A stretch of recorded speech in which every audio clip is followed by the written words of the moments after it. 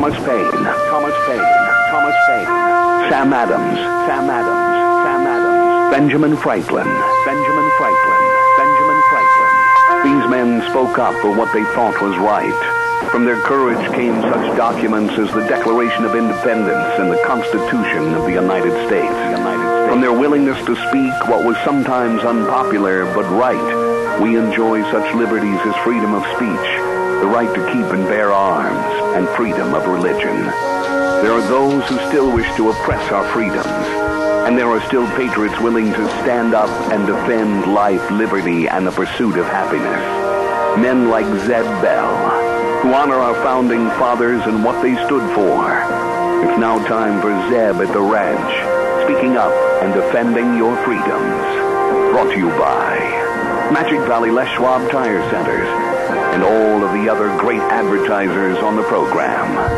And now, Zeb Bell. I think I can relate to this story. An older couple is lying in bed one morning, and they had just awakened from a long good night's sleep. The husband takes her hand, and she responds, "Don't touch me!" "Why not?" he asked. She answered, "Because I'm dead." The husband asked, "What are you talking about? We're both lying here in bed together and talking to one another." She said, "No, I'm definitely dead." He insisted, "You are not dead. What in the world makes you think you're dead?" She said, "Because I woke up this morning and nothing hurts." I can relate. Good morning. Here comes Kate Smith, and God bless America. Good morning, good morning.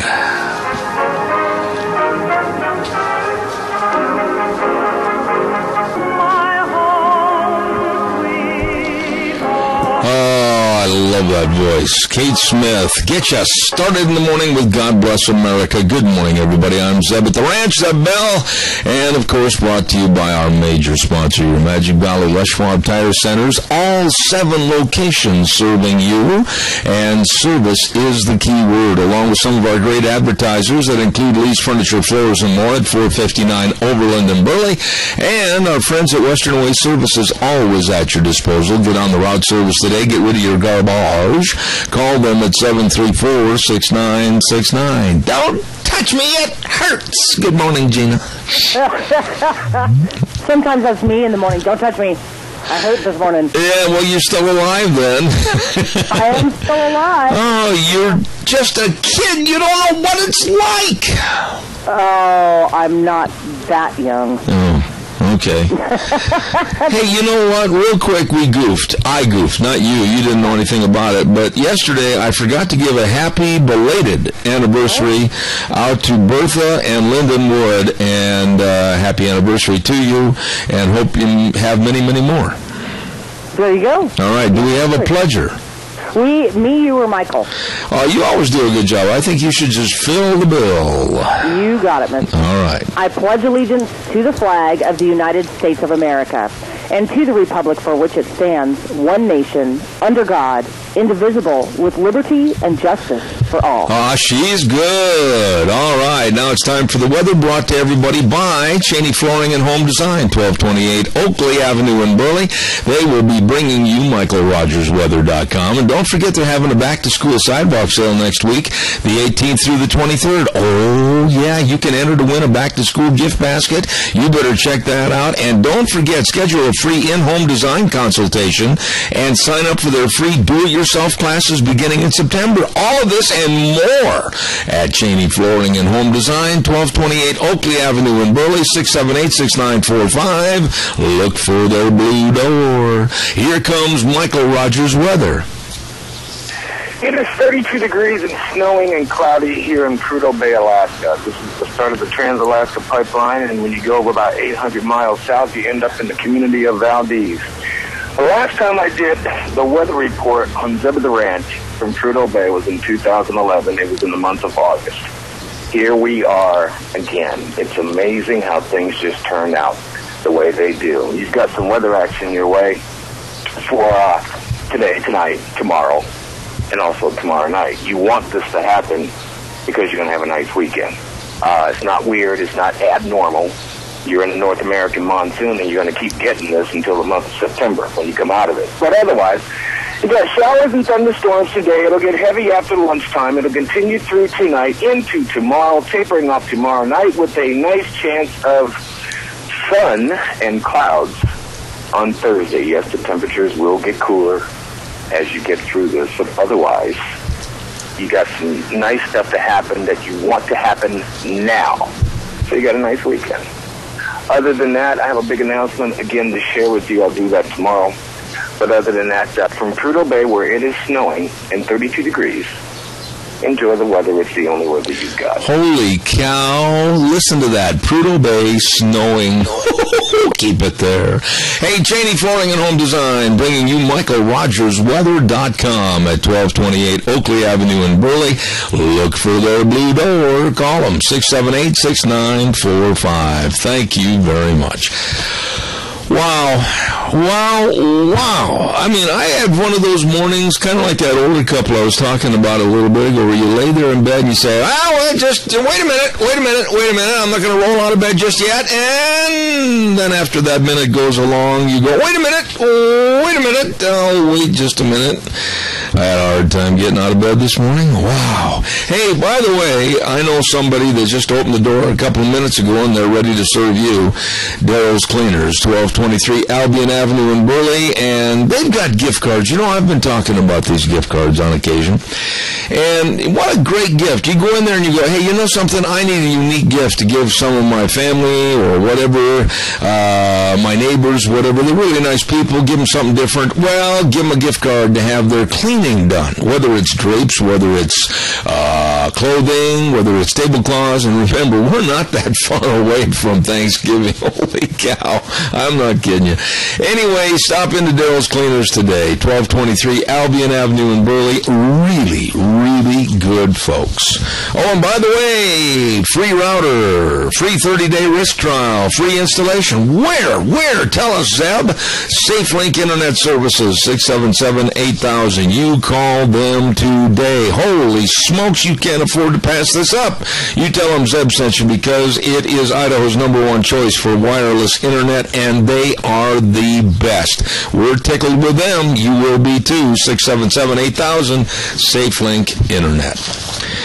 You know, I didn't know some of this stuff about the states. I want to see how much Gina knows about our United States. Now, don't cheat and look it up on the computer.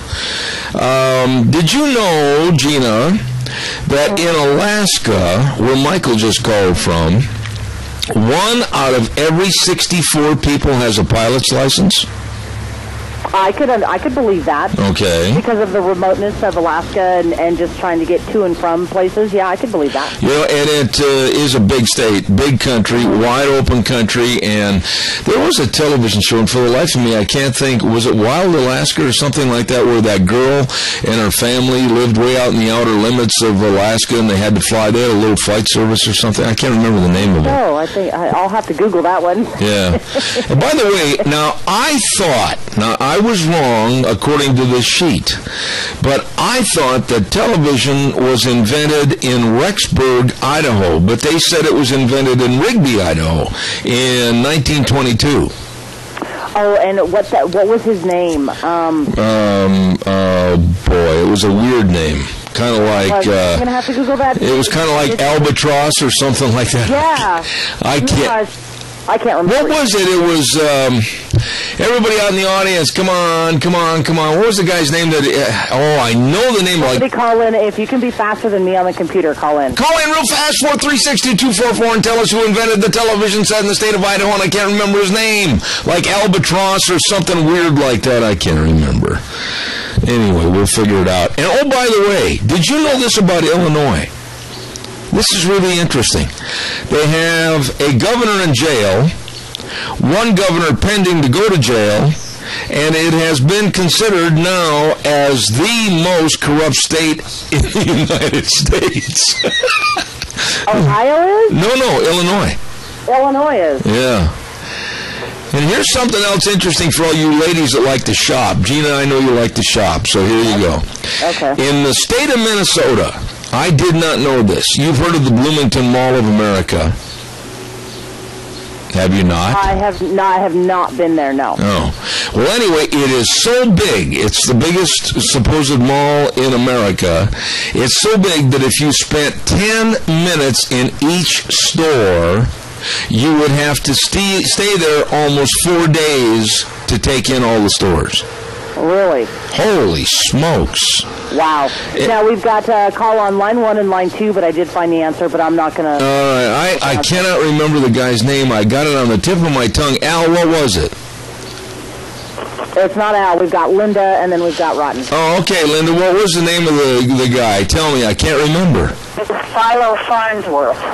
Farnsworth. Yes, she is correct. Philo Farnsworth, yeah, in Rigby, Idaho. Now, who in the world, how could you ever forget a name like Philo Farnsworth?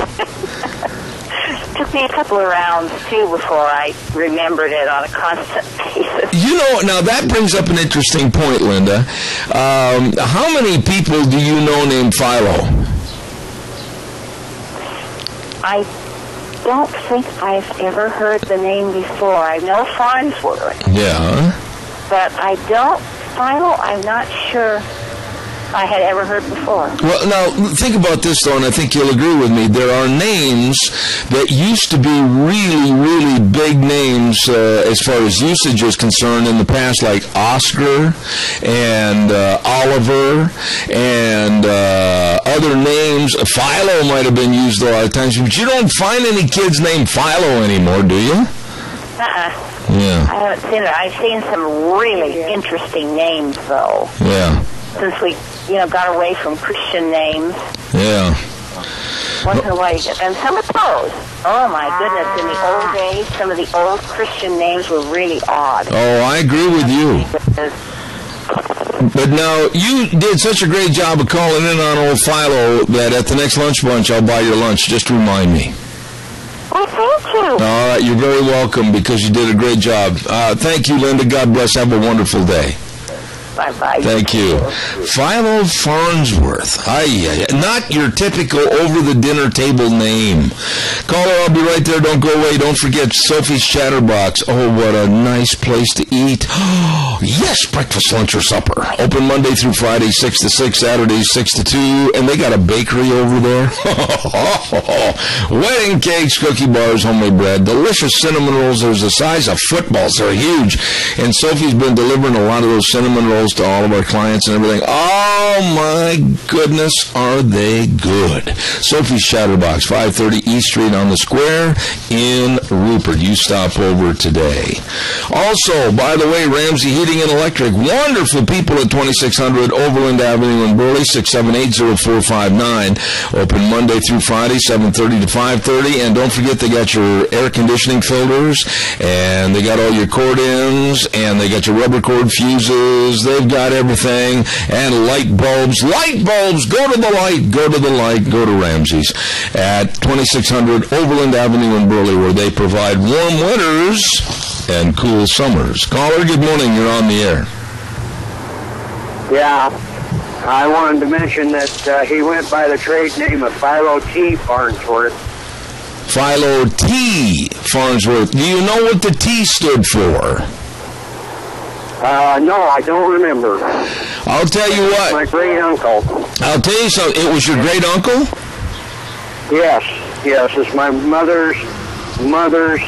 my grandmother's half-brother. Oh, my goodness. Is what he is. And he has a statue in Salt Lake City Capitol building, and also in the U.S. Capitol building in Washington, D.C.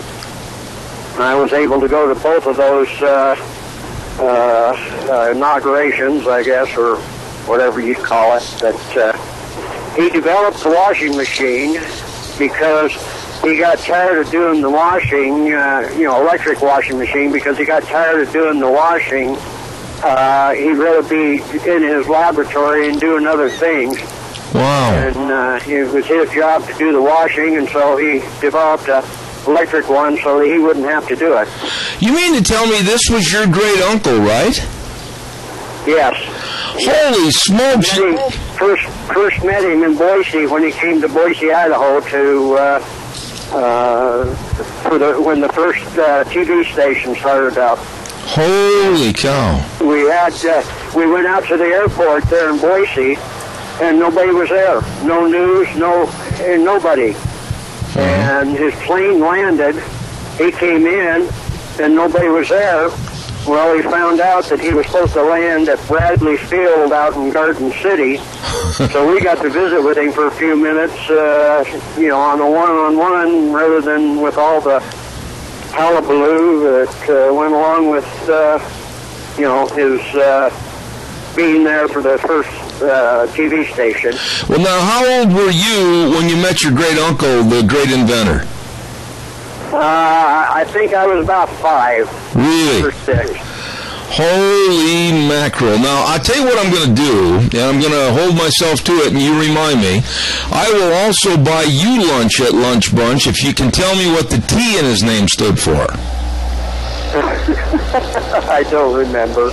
Well, you're going to have to get to work, go through the family tree, and figure it out.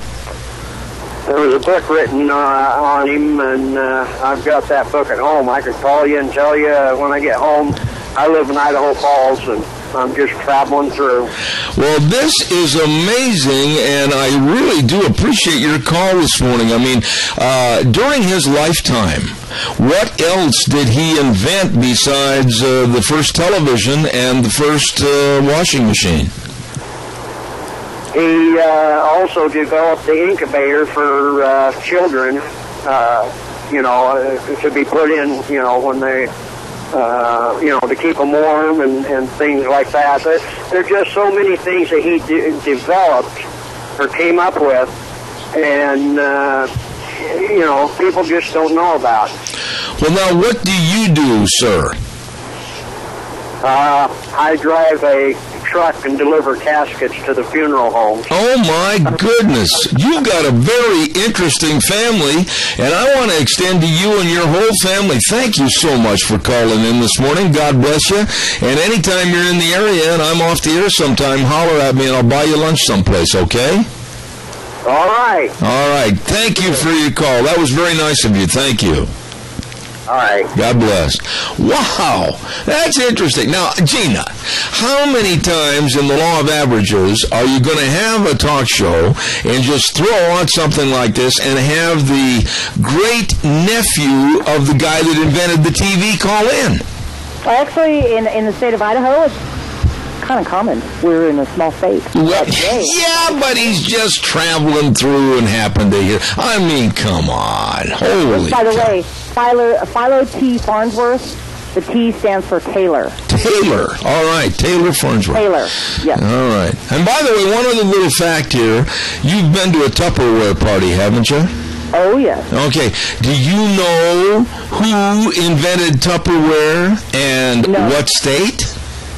I know that there was a Tupperware factory in Jerome way back in the day, but I do not know who. Well, let me share with you that it's not a name like Philo T. Farnsworth.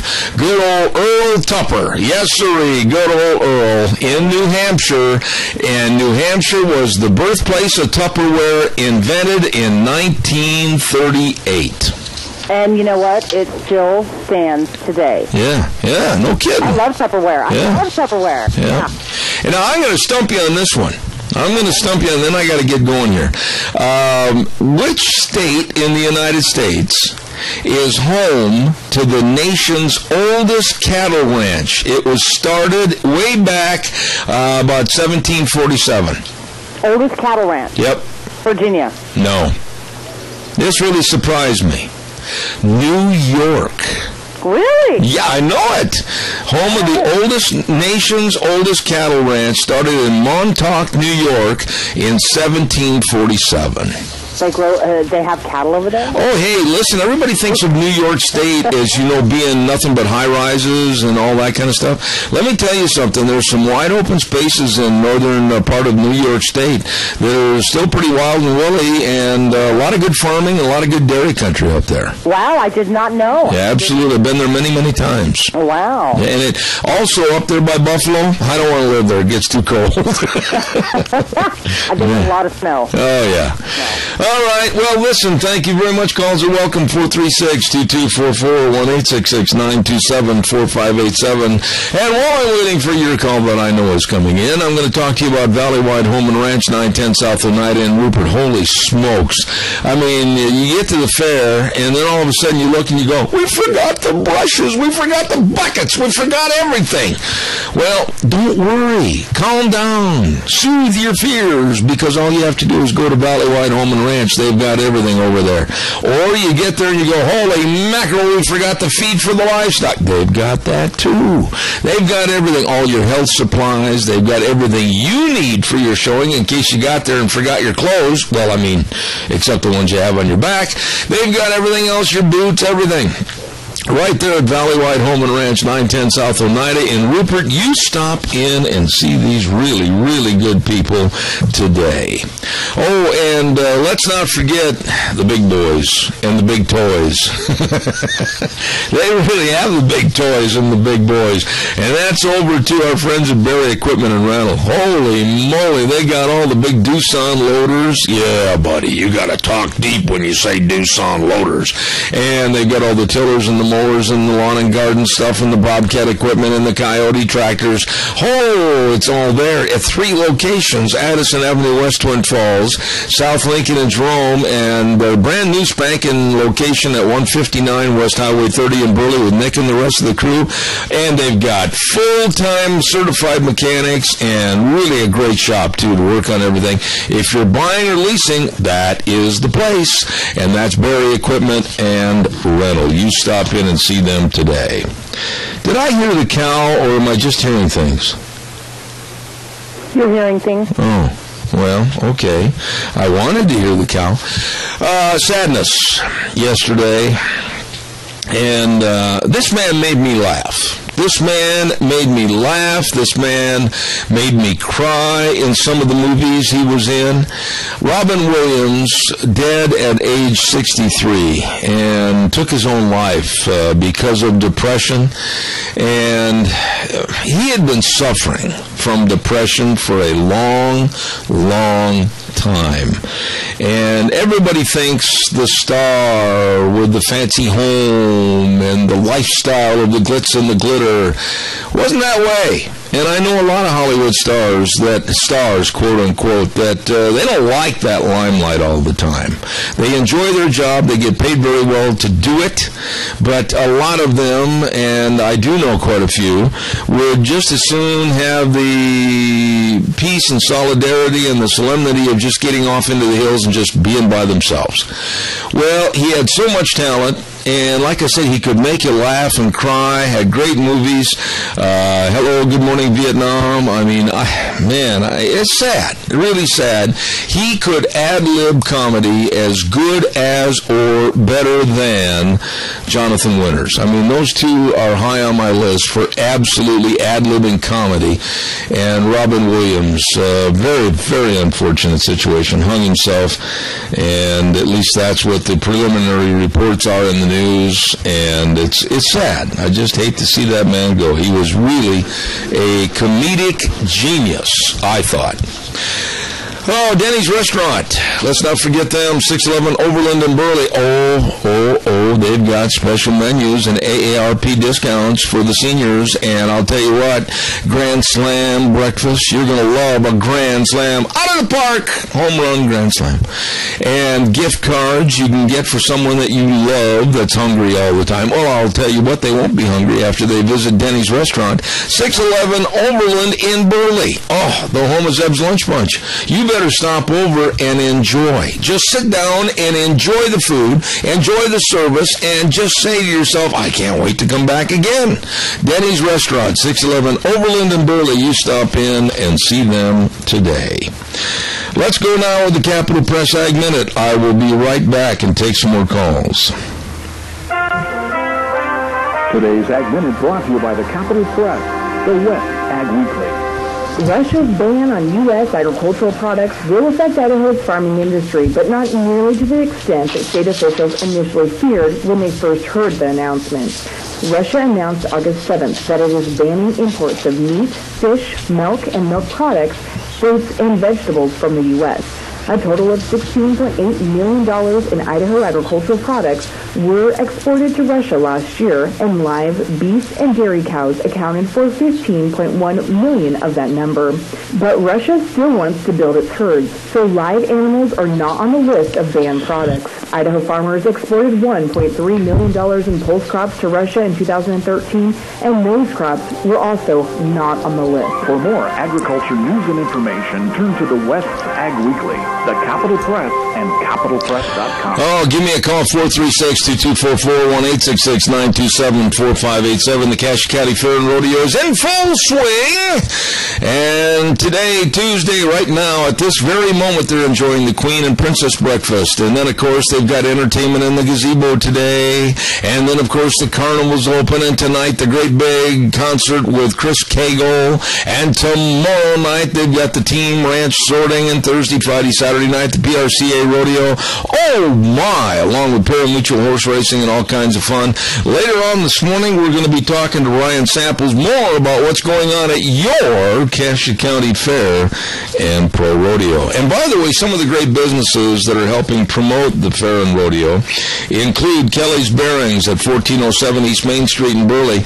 Kelly's Bearing Supply keeps everything on hand so you don't have to waste your time or your money looking all over the place. You know where you are when you get your bearings at Kelly's. I like that. That's good. K&R Rental, 256A South, 600 West at Hayburn. Number to call. Write this down on the dashboard dust. 678-3122. 678-3122. They've got everything over there, from air compressors, pivots, tractors for landscaping, lawn and garden equipment, everything you need at K&R Rental, 678-3122. And Magic Valley Irrigation, 44 East, 500 South of Burley. Number to remember, 678-3101. They've been offering irrigation system service and repair to Burley since 1978. I'll tell you what, these are good. These are great specialists serving your irrigation needs. Magic Valley Irrigation. There you go. All right, caller, good morning. You're on the air. Good morning. It is sad about Robin Williams. You know, he was such a fantastic entertainer. But, you know, between the drugs and alcohol, of course, is a great depressant, and I'm not sure what other kind of medication he was on, but it's really sad that we treat lightly the disease of alcoholism. And it just, you know, I have a really dear friend that was nearly killed by a drunk, and I'll tell you, my friend, of course, worked with Alcoholics Anonymous and Al-Anon and so forth, and very dedicated to helping people overcome that addiction. But people, social drinking is one thing, but unfortunately, a lot of social drinkers are really closet alcoholics. And so, folks, if you've got a family member, every family has got alcohol problems someplace in the chain, and I don't think there's a family that escapes that. Well, the main thing is about Robin Williams. Yeah, that problem, we still have the Walker Center here and other aids. Get help before it's too late. Well, I agree with that. And the one thing about Robin Williams, a lot of people didn't realize, but he was very forthright and honest about it. As much as 20-some-odd years ago, he came out and told the public that he had a severe depressive personality away from the show business floor, if you will. And he went to many, many treatment centers. And just recently, and a lot of people didn't know this, just literally days before he committed suicide, he was back at a treatment center in Minnesota for depression. It wasn't necessarily for the addiction to drugs and or alcohol. It was for the depressive state that he was in. I saw a picture of him, and he looked like he'd lost about 25, 30 pounds. Didn't look good at all, and he had a very manic depressive attitude, and that really has eaten on him for all of his career. Yeah, it's really sad. And the other thing about it, some of these antidepressants like Prozac, my son's a chiropractor and wrote a paper on Prozac, and I'll tell you, and I also have a real close friend, a farmer in the Magic Valley area here, his wife got on Prozac and just totally went bonkers and actually destroyed the family. Yeah. I mean, broke up their marriage and everything. You know, I have to be real careful about some of these antidepressants that are out there because of the side effects. And some people's it takes them over the edge. Well, I agree with you on that, but I would also say, in addition to what you just mentioned, it's not just the antidepressants. Any drugs today that are used for antidepressants, that are used for painkillers, etc., there is a very strong possibility of becoming so dependent and almost readily taking them when you don't need them. And I, for one, am very afraid of some of the pain-killing drugs that are out on the market today. I know that after I had my surgery with my leg and the problems that followed up on my leg, the pain-killing drugs that were available to me, but then also there was that little dark cave at the end of starting to take those that you might become addicted or hung up on using them. Well, and if you turn your TV, put it on closed caption mute, and you put it on mute, and then almost all these prescription drugs, and I don't care what they are, almost any of them have tremendous side effects. Yeah. And so you got to be really careful about addiction on any kind of a drug. But it's alcohol, getting back to the drugs, and of course when you and I grew up, there was only cigarettes and alcohol, 3-2 beer, and there really wasn't a lot of these other designer drugs, the LSD, et cetera, and they've got some of them out there now that are just, I have a friend in the Denver area, and the number of young teens that are experimenting with these drugs and so forth, that are ending up killing themselves, and the emergency rooms are just full of them. Well, and I look at the situation in Denver, Adrian, and then I got to do a commercial break, but I want you to give me a short response on this. There are those in our society that are saying, let's legalize drugs and let's legalize this. I look at the marijuana problem in Denver as a gateway drug to something much more severe, to i.e. Like heroin and some of the killer drugs, the real killer drugs.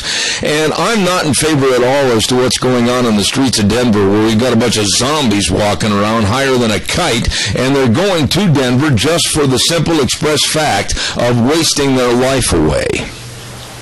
Absolutely. Well, my personal experience with marijuana was my lab assistant over 40 years ago in California, a company I worked for. I could tell I couldn't get any work out of him. He'd come to work high, and I just had to give him menial type things. I couldn't give him anything where he had to make any decisions. So I have a personal experience with a marijuana user. Yeah. And so I know, and that was, a long, long time ago, and it's gotten a lot worse since. I agree. Adrian, thank you. Folks, if you have a friend or relative that has alcohol disease problem, try to get them help before it's too late. Absolutely. Thank you. Thank you. It leads to other drugs, and marijuana certainly is a gateway drug. I agree with you totally about that. All right, thank you, Adrian. I got to run. Thank you very much. Don't forget, everybody, Snyder Surplus. It's not just army and hunting supplies anymore. No, they've got something for everybody in there. Brand new store, brand new. They had a devastating fire, and now they got a brand new store, all new merchandise, but the same old friendly service. They really take care of you at 112 South 200 West of Rupert. Snyder's Surplus, and like hardware. They got anything you might need for hardware. And they got loads and loads of furniture, desks, and office chairs. I got to get over there. I need a new office chair, and I need some other stuff in the office, as if I could find a place to put it. Well, anyway, Snyder's Surplus at 112 South 200 West of Rupert. They got everything you need. You stop over and see those good folks today, all right? All right, calls are welcome, 436-2244, 1-866-927-4587. I have a question for you. In Ferguson, Missouri, it's a suburb of St. Louis, a tragedy occurred. It is a tragedy. It's a very, very sad story where the police, and I'm just going to give you a general synopsis here, police unfortunately shot an unarmed black teenager, okay? Tragic. Very, very tragic, and I feel sad for the family members. I feel sad for the police because the policeman is absolutely distraught. The whole situation, absolutely a mess. A mess. Now, the black teen is shot and killed, and other blacks, which, by the way, Ferguson, Missouri, is probably about 65% black. Well, now they're rioting in the streets. They are looting, they are burning, they are stealing, they are destroying. And I saw an interview that just sickened me when a TV cameraman went up to one of the blacks standing outside a store with its windows smashed in and people running in and getting television sets. People running in and getting clothing. People just stealing. And he said, this is justified for what the police did. But you know what happened? They found out when the police stepped in and started to arrest some of these looters and burners and absolute creeps. They found out they were from out of the area and they just came in to take advantage of the situation. I find this to be pathetic. Human beings can look at a tragedy, the shooting of a teenager, and then they can say, oh, well, now we can help orchestrate some of the looting and burning as a protest, and that'll be kind of a sidecar for us to go in and loot, burn, pillage, and plunder and take things. How absolutely detestable is that? And I think each and every one of these looters, burners, and theft occurrences, they should be thrown in jail for a minimum of 10 years. I mean, maybe you don't agree with me, but there is no payback for something like the shooting, a mistaken shooting of anyone.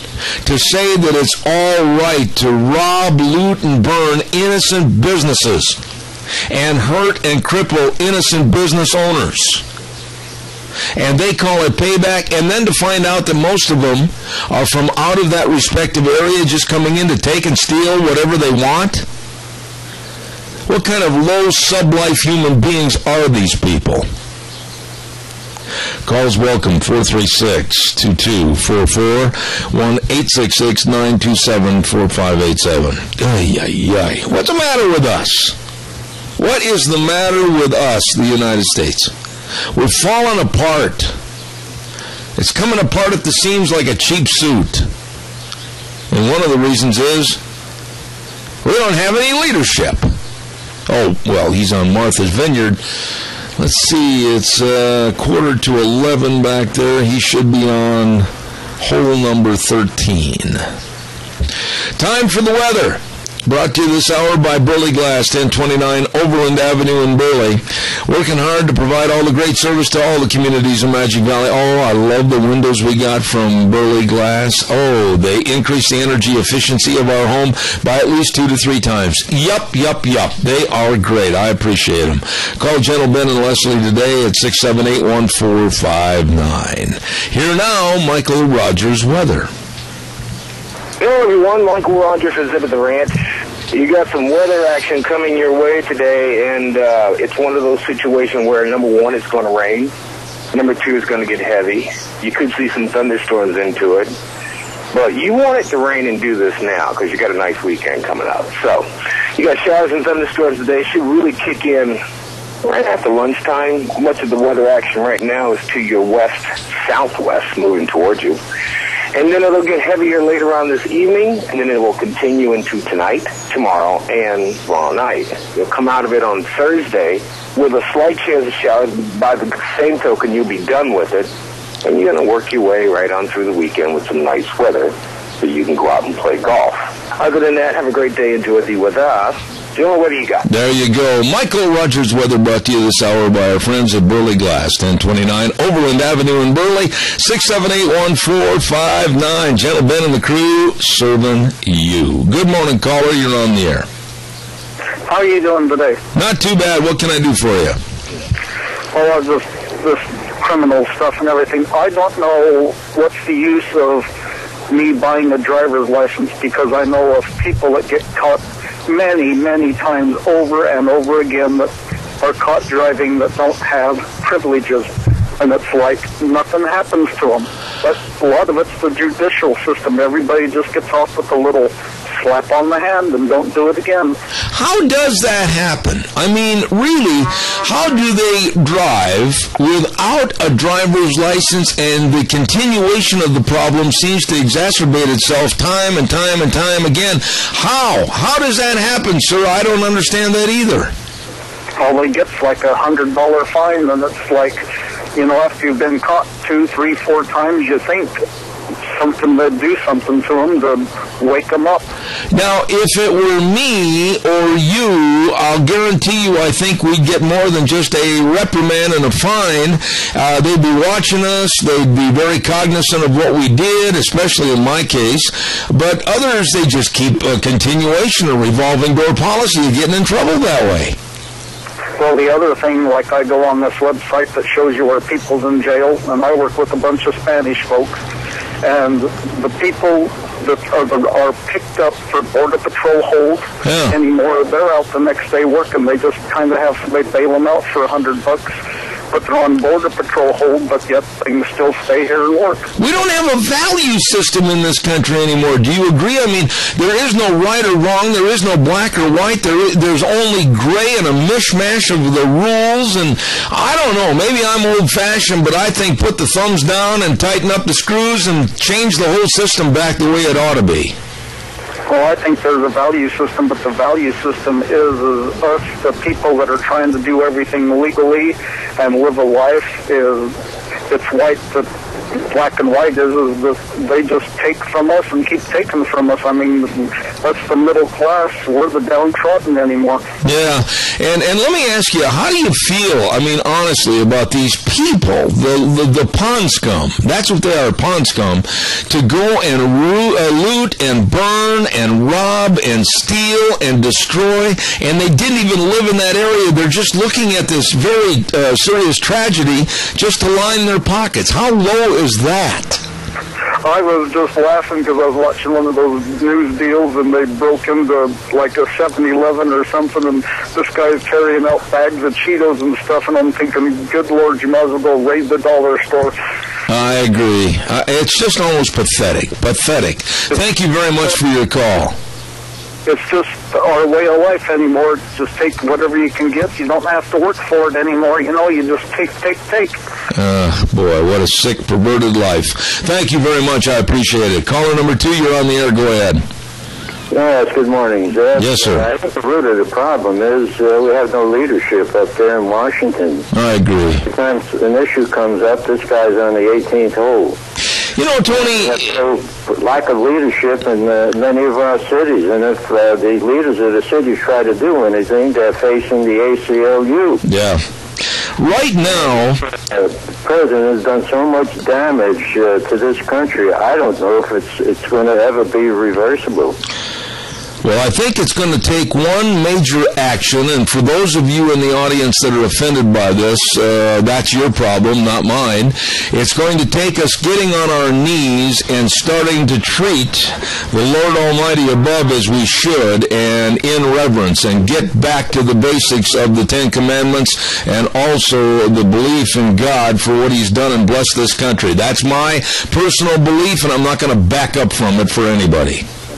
Well, getting back to the illegals, you know, the police are picking them up around here, taking them to court because they're driving with no driver's license, and they go into the court. They own no comprende, and next thing you know, the judge is sending them loose again, and they're back out on the road, and the cops are picking them up again. It's just a disgrace. Yeah, it's a revolving door system that absolutely is it's repulsive. It's repulsive as to how manipulative the law has become. Tony, God bless you and Mary. We need to get together. Thank you for your call. Yeah, we're looking forward to it, Zeb. All right, buddy. Thank you. Thank you. Caller, I'll be right there. Don't forget the Gooding County Fair and Pro Rodeo, 89th Annual Gooding County Fair and Pro Rodeo in full effect. Holy smokes, we talked to my good buddy Don Gill over there yesterday. Man, that town of Gooding is just ready for fun.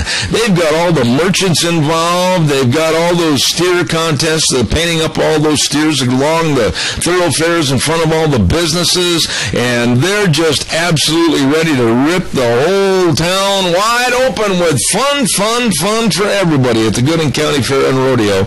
And, of course, the rodeo is going to be Thursday, Friday, and Saturday. And then right after the rodeo, they got the famous Garage Boys Band at chute number 7. I'm telling you, it's going to be fun. It is going to be fun at your Gooding County Fair and Pro Rodeo. Get on over to the good town of Gooding and enjoy.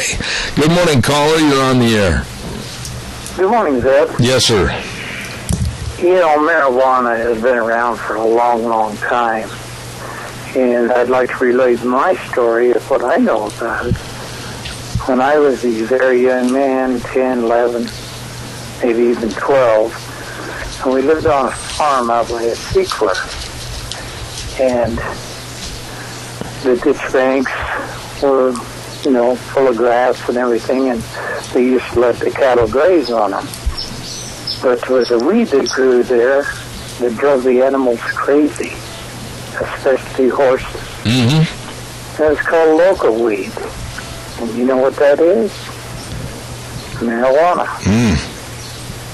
And they did do their best to eradicate it, but other people have brought it back. You know, and I want to touch this very carefully, but get your opinion. I would say this, and there's going to be some in the audience that are going to criticize and chastise me, but I'm being as honest. And when you're honest, go ahead and criticize, but at least you can't criticize the person for his opinion. And my opinion is this.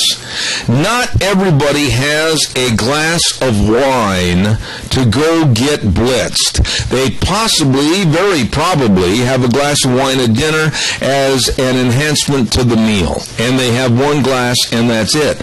But when people use drugs, i.e. marijuana or whatever it might be, it is for the sole intent and purpose to get high and take themselves into another area of their mind and or being. And that's where I draw the line. Yeah, and it is called a recreational drug. Yeah. I know that there's some that disagree with me, but that's fine. That's what an opinion show's all about. Keep the horses off the ditch bank, Keith. I'll talk to you later. I got another call coming in. Thank you, sir. God bless. Bye-bye. All right, sir. Caller, good morning. You're on the air. There was no other caller. Now, I know I heard that cow. Nope. Gina? Would I lie about something like that? Why are you putting me in that position? I think sometimes you would do it just to fool me. I swear I heard that cow in my headsets. No. Oh, now, wait a minute. I think I hear him coming again. Here he is. There he is.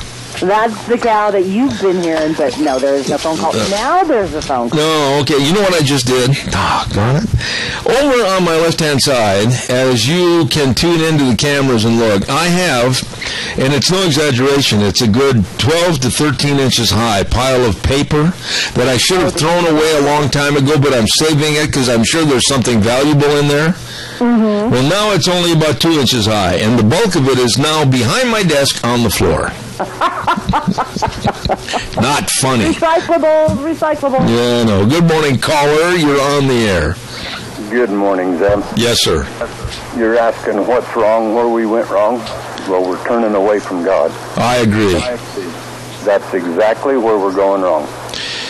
There are those that want to shun that attitude, and there are those that, that's not the problem, and they don't believe or anything. You know something? When we took God out of our lives, and when we took family out of our lives, and when we took the Norman Rockwell paintings that used to be on the front of the Saturday Evening Post of families going to church together, and families spending a day together on the weekend, and families sitting down and visiting with other family members, that's when we lost our value, I think, in this country. And I don't give a rip who disagrees with me. That's the way I feel.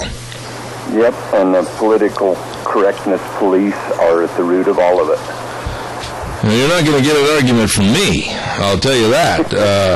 I know you, I know your family, I know the value system in your family, I know exactly what the Lord means to you and your beliefs, I know what your family means to you and what you do as a family, and that's something that is invaluable right now.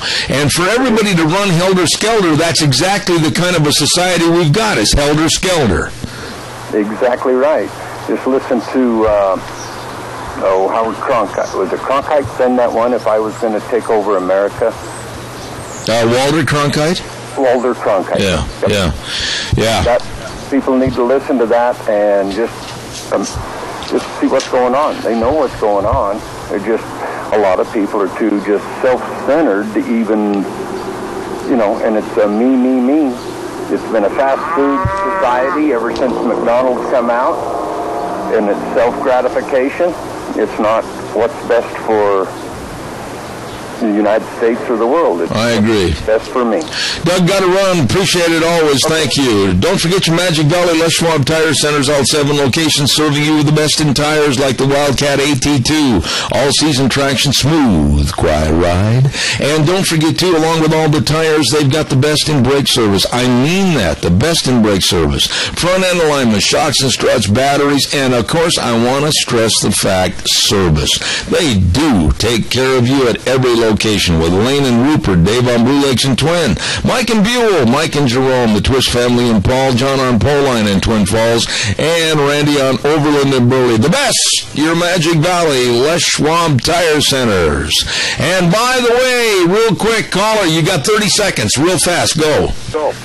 Well, a lot of people don't understand that drugs, the people that get into drugs, it follows them the rest of their life, and it not only hurts them, but it hurts their family, and it extends way beyond themselves. Amen.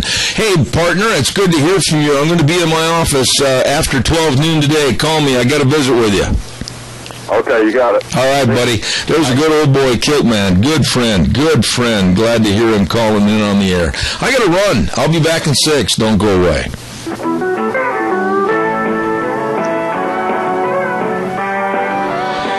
Welcome back. Zeb at the Ranch, brought to you by our major sponsor, your Magic Valley Les Schwab Tire Centers, all 7 locations serving you. Thank you very much. And some of our great advertisers, including Lee's Furniture, Floors, and more. Great people at, of course, 459 Overland and Burley. And get rid of your garbage. Western Waste Services always at your disposal. Call them, get on the route service, 734-6969. Here they are. From the canyons of the Snake River and all across southern Idaho, we're always at your disposal. Western Waste Services, we care about our community, our resources, and this great land. Western Waste Services is lending a hand, always at your disposal. Western Waste Services.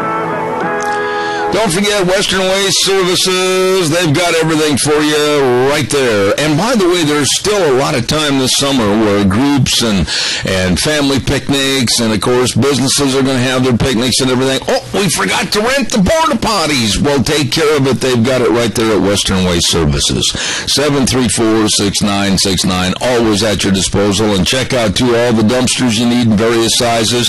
Clean out the garage. There's a lot of things I need to clean up before fall. Anyway, you get a hold of them today and get on the route service. Get rid of your garbage. The best. Always at your disposal. Western Waste Services, 734-6969. Wonderful people. And with that, wonderful people, it leads me right up to some other wonderful people, and that's, of course, the family at Hanson Mortuary, 710 6th Street in Rupert, with Joel Heward, the manager. What a nice man. Always smiling, just absolutely dedicating himself and his family and their business to serving you. That's right, with the highest ethical standards and unquestioned integrity, always serving grieving families that really, they take care of you. They take care of you with a sacred trust that they will provide the best in service possible. At Hanson Mortuary, 710 6th Street in Rupert. Call them today, 436-5636. That number again, 436-5636. Hanson Mortuary in Rupert. Well. Let's get on the telephone right now and go back east and visit with a lady that is the National Issues Manager for Americans for Prosperity. That's a mouthful. Good morning, Christine Harbin-Hansen. How are you? Good morning, Dad. Thanks for having me on. Oh, it's been a long time. How's married life treating you? Oh, things are good. Okay. Now, have you learned how to cook everything yet? You told me one time you were having trouble cooking. Oh, I was. And, my struggles continue. Cooking's difficult. Well, yeah, but your husband, is he losing weight? Is he a little gaunt in the cheeks? Is he starting to eat the steering wheel cover? I mean, what's going on? Oh, no, actually he's trying to lose weight right now, but it's unrelated to my cooking, or so he tells me. Okay. Hey, listen, I've got a question for you. Official story, at least. Well, I'll bet you. There's a lot going on here in Washington. We have, here at AFP, we've been really focused on some of the new rules that the President's EPA has proposed. Yeah, I wanted to ask you about this. A simple question, and I don't think I'm out of the norm by asking it. If the EPA, basically, they have conjured up their own power. Nobody gave them this power. Congress didn't give them this power to be this much of a thug and kind of criminal activity against America. Why can't Congress just come together, show some backbone, whether it's the House or the Senate, and tell the EPA to go lay over in the corner like a good dog and be quiet? Well, Zeb, I think that's a great point, and it's one that's really missing from a lot of conversation about these new rules. Really, one of the more alarming things, of course, the Obama administration, is that Congress has continued to outsource ever-increasing amounts of its authority to federal agencies. We've seen this with the health care law. That effectively we see the Centers for Medicaid Services and HHS write entire parts of the law. And we're seeing that here with these new climate change rules that we're seeing come from the EPA. These rules are going to have a serious impact on local economies, and the people who should be making these decisions are elected officials, state lawmakers, and lawmakers here in Washington as well. That's why it's so important to let people know that you oppose these rules. Yeah, okay, fine. Now let's take this like a Monopoly game, one little square at a time. Okay, have everybody call and tell the EPA that they don't like them. Tell them that we want energy. Tell them that we want an energy program.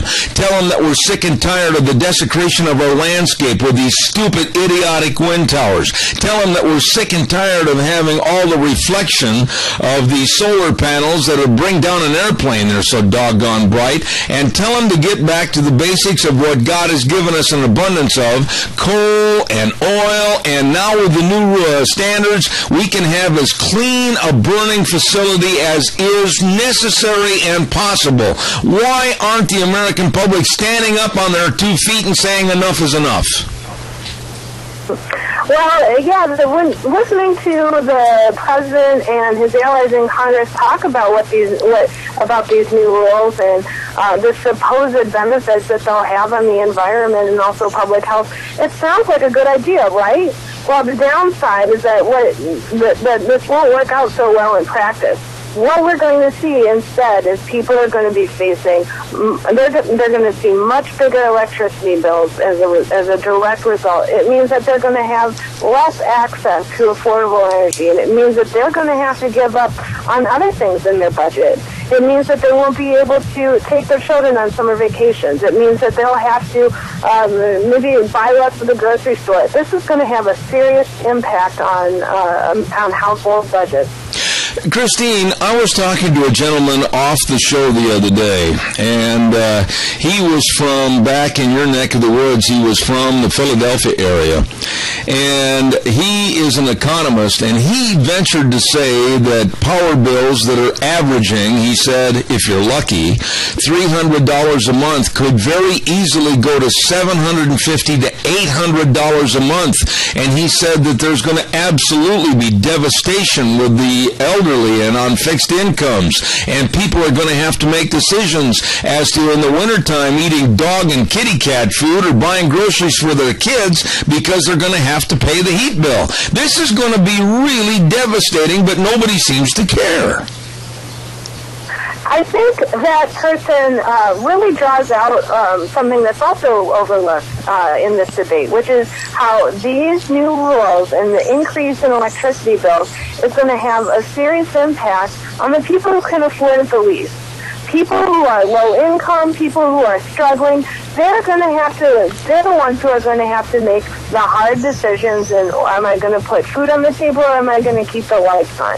That is a huge worry that we have here at Americans for Prosperity, and that's why we've been really focused on these rules. The EPA recently had some hearings. They went around the country and they held some listening sessions, and hundreds of Americans for Prosperity activists were there with our coalition partners talking about how they're just fed up with these new rules coming out of Washington. Well, wait a minute. Now, you said hundreds. Literally, I'm assuming that there should have been thousands there. They should have had SRO, standing room only. There should have been people standing outside with pickets. There should have been people that were absolutely demanding some results. But you know who I put the blame on? Our paid legislators. Where are they? What are they doing? And why aren't they showing some backbone? That's a great point, Zeb, and that's a great call to action. Really, the power now and the focus is on state legislators right now to push back against these rules. Now, right now, state legislators across the country are out of session, but when most of them are coming back in January, and when they do, it's really important for elected level to say no to this federal takeover of our electricity markets. It's important that they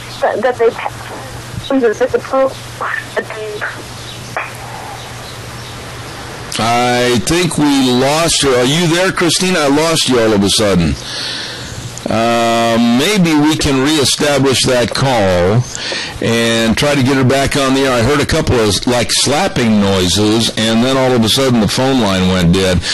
Gina, are you going to try her again? Yes. Okay, thank you very much. Well, I'm waiting for that. You know, on cell phones sometimes, and weather conditions that might be coming inclement as far as thunderstorms, etc., we have a tendency to lose cell phone calls, and so we'll try to reestablish her on the air.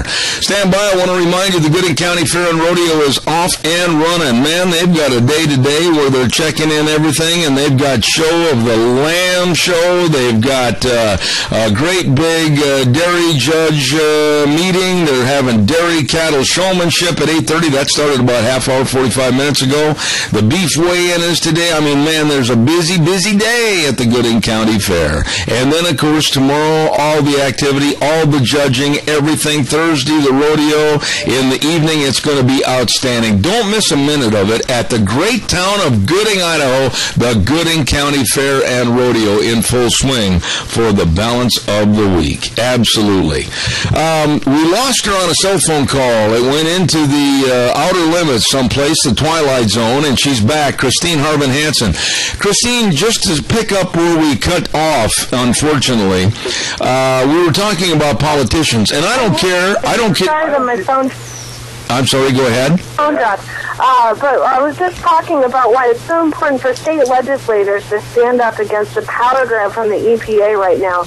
It's important for them when they go back into session in January to pass resolutions of disapproval and make it hard to implement these onerous new rules that will have a really tough impact on job creation and economic growth in their states. That's why it's so important to get connected with your local state chapter with Americans for Prosperity, because we can help hold your elected officials accountable. Let me ask you this. When you travel around the country or you call around the country and you talk to these politicians, are they just giving you lip service? Yes, we know, Christine. Yes, we're doing this, Christine. Or can you hold their feet to the fire to honestly get something done? Well, one reason that I'm optimistic about pushing back on these power plant rules is there's a lot of enthusiasm among state legislators. especially the ones that I've been talking to. I know that a number of our state directors have been approached by legislators that they know, really excited to work with us in pushing back against these rules and looking for ideas. And so we're happy to work with them in that regard. Of course, we see a lot of opposition as well. Many, particularly here at the federal level, we see a lot of elected officials willing to rubber stamp the president's green energy agenda. So we do see both sides, but at the state level, I'm very heartened at the enthusiasm to push back against this federal agency overreach. When you go to these meetings and these rallies, what is the general thought of the people that go to these rallies? Are they absolutely adamant that Obama and his administration have just sold us down the river to possibly live in a cave and burn buffalo dung? What are their thoughts? Well, when I go to these rallies, one of the things that really stands out to me is how diverse the coalition is. I mean, we have people who are going to, like coal miners, whose jobs are going to be directly threatened by these new rules. But we also have some people, who represent small businesses, and they're concerned about the impact that higher electricity prices will have on their bottom line. We also hear from people like single moms and other kinds of families who are really also concerned about the impact of higher electricity prices. So we hear a variety of concerns depending on the group. But one thing is very clear, that there is growing opposition at the grassroots level to these new rules. Is it something, and I guess the bottom line is, Christine, is it something that within the next 2 years of this administration, the American public can show their outrage and pick up their pitchforks and wave them in the air and say enough is enough, and can we change it? Or is it a slam dunk, a done deal, and the EPA is going to run over us? Well, there's an opportunity. The short answer is it's not too late, but Americans certainly have to make their voice heard on this issue. Under the current structure of the new the rules, states have a year or 2 years, depending on what plan they pursue. States have some time to implement this. And so that's why it's so important to let people know now, to let your state legislators know right now that you oppose it, because 2 years down the line, once we get further down implementation, then it may be too late to push back on this power grab. But it's not too late right now to hold your elected officials accountable and tell them to promote your access to affordable energy. Is there a centralized number? Is there a centralized website? Is there something that you can tell my audience as to where they can call, or maybe they can file a protest on a website? I mean, how can I tell my people to get involved and really create havoc for the EPA? Yeah, you can check out stoptheepapowergrab.com. That's stoptheepapowergrab.com. We have a lot of resources there on this issue, and also we make it easy for folks to take action. On this and other issues, you can also go to americansforprosperity.org. Okay. You know, Christine, I really do appreciate you coming on the air. We need to keep pushing this to get people involved, because I honestly feel that they're not going to do anything until, quote unquote, their ox is gored. And it's going to take a lot of people to start suffering before all of a sudden they're going to say, oh my, we should have done something. Well, we can't wait till that happens. We've got to do something now, because I believe firmly, and I'm going to say this and I'll stand behind it, that the EPA is nothing more than a bunch of punks and thugs that are going to try to take over our entire life, and we've got to tell these bullies to back off. I think that's a really important message, Seb. Thanks so much for having me on, and I agree, it's very important to push back against the EPA. All right, God bless you. National Issues Manager for Americans for Prosperity, Christine Harbin Hansen. Thank you, Christine. We do appreciate it. Thanks. StopTheEPAPowerGrab.com or go to AmericansForProsperity.com. Let people know your thoughts about this. You know, they're running over us. They are running over us. They're telling us what to do. Here's a story a couple of weeks ago we had on the air about a little puddle in the backyard, and the EPA was going to come regulate it? Are you kidding me? Good morning, caller. You're on the air. Good morning. I'm sorry I wasn't able to get on to ask her a question, but the EPA is also denying people, taking away people's private property. That's right. Confiscating things. They have their own Gestapo.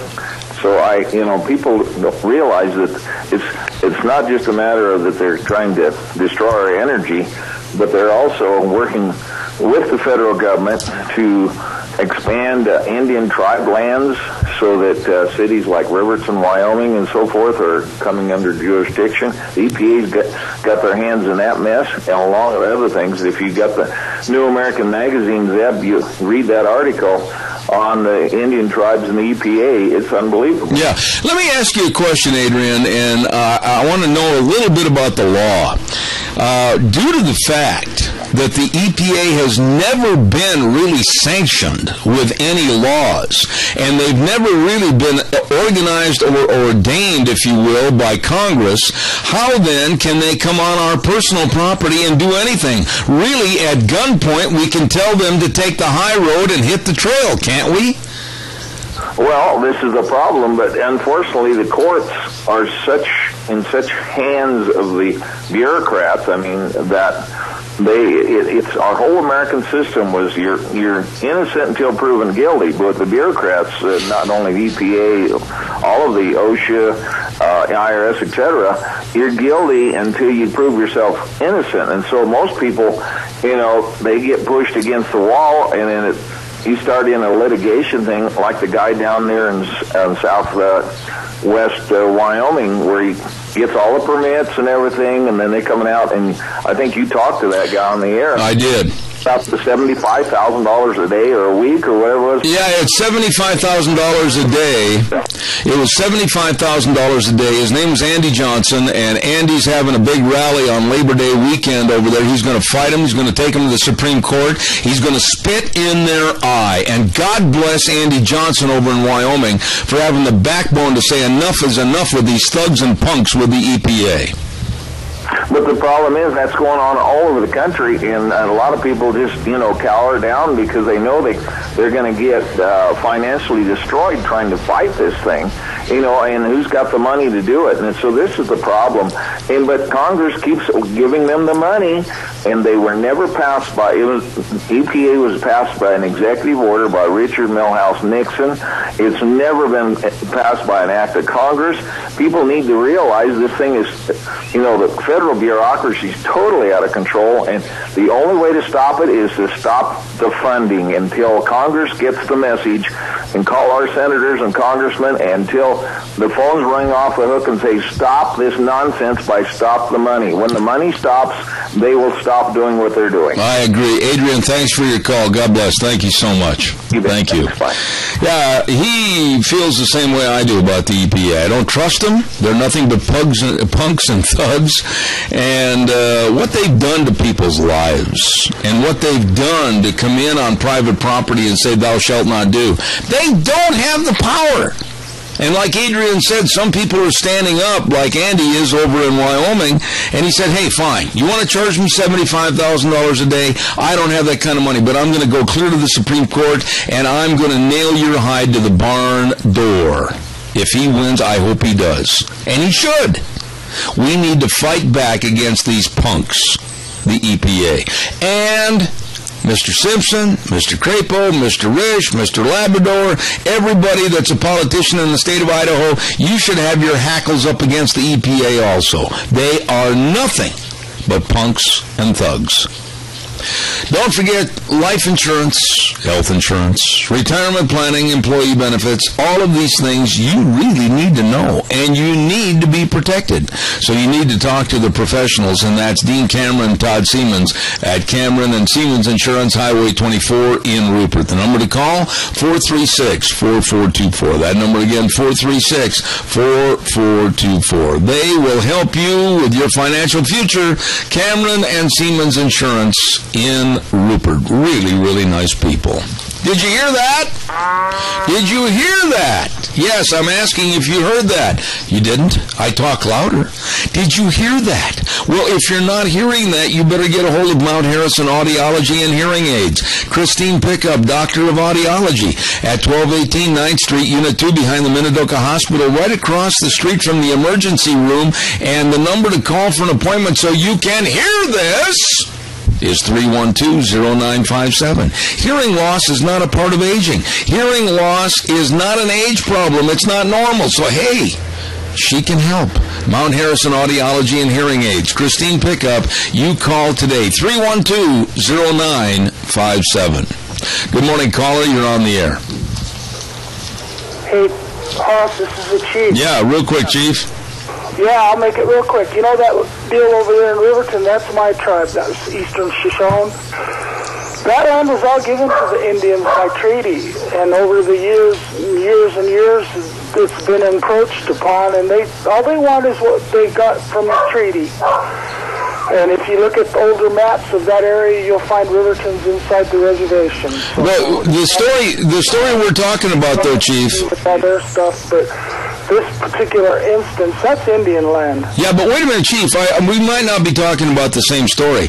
What we're talking about is over there in the Fort Bridger area, a gentleman had some private property. He built a little farm pond for fish and for the ducks and for his wildlife to come in and also his stock. He got all the permits from the state of Wyoming, and then the EPA heard about it and came in and shut him down and charged $75,000 a day.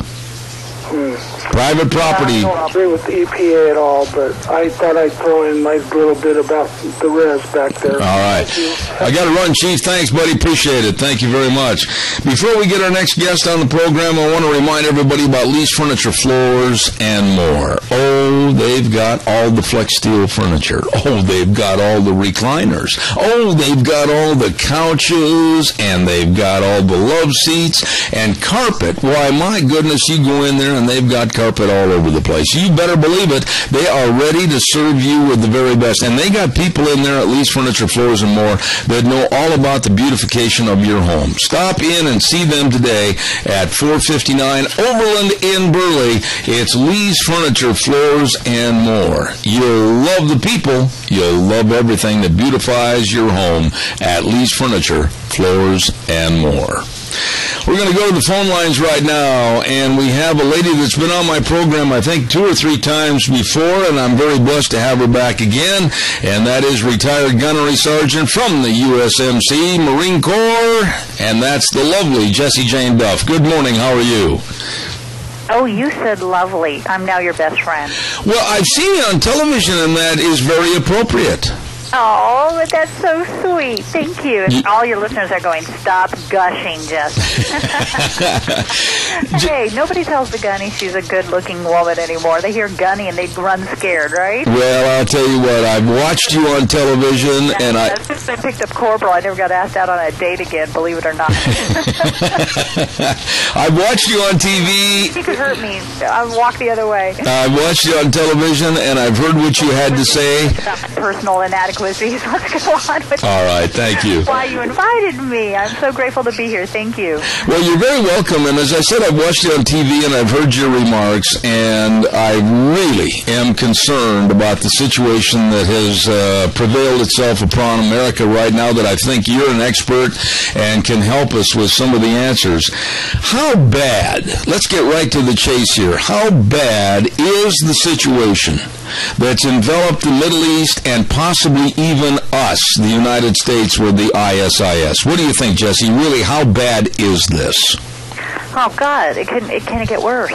I mean, just when I thought we had dug the hole deep enough, we managed to dig it deeper. I mean, the reality is that we saw Fallujah fall in February. I think it was roughly February 2nd.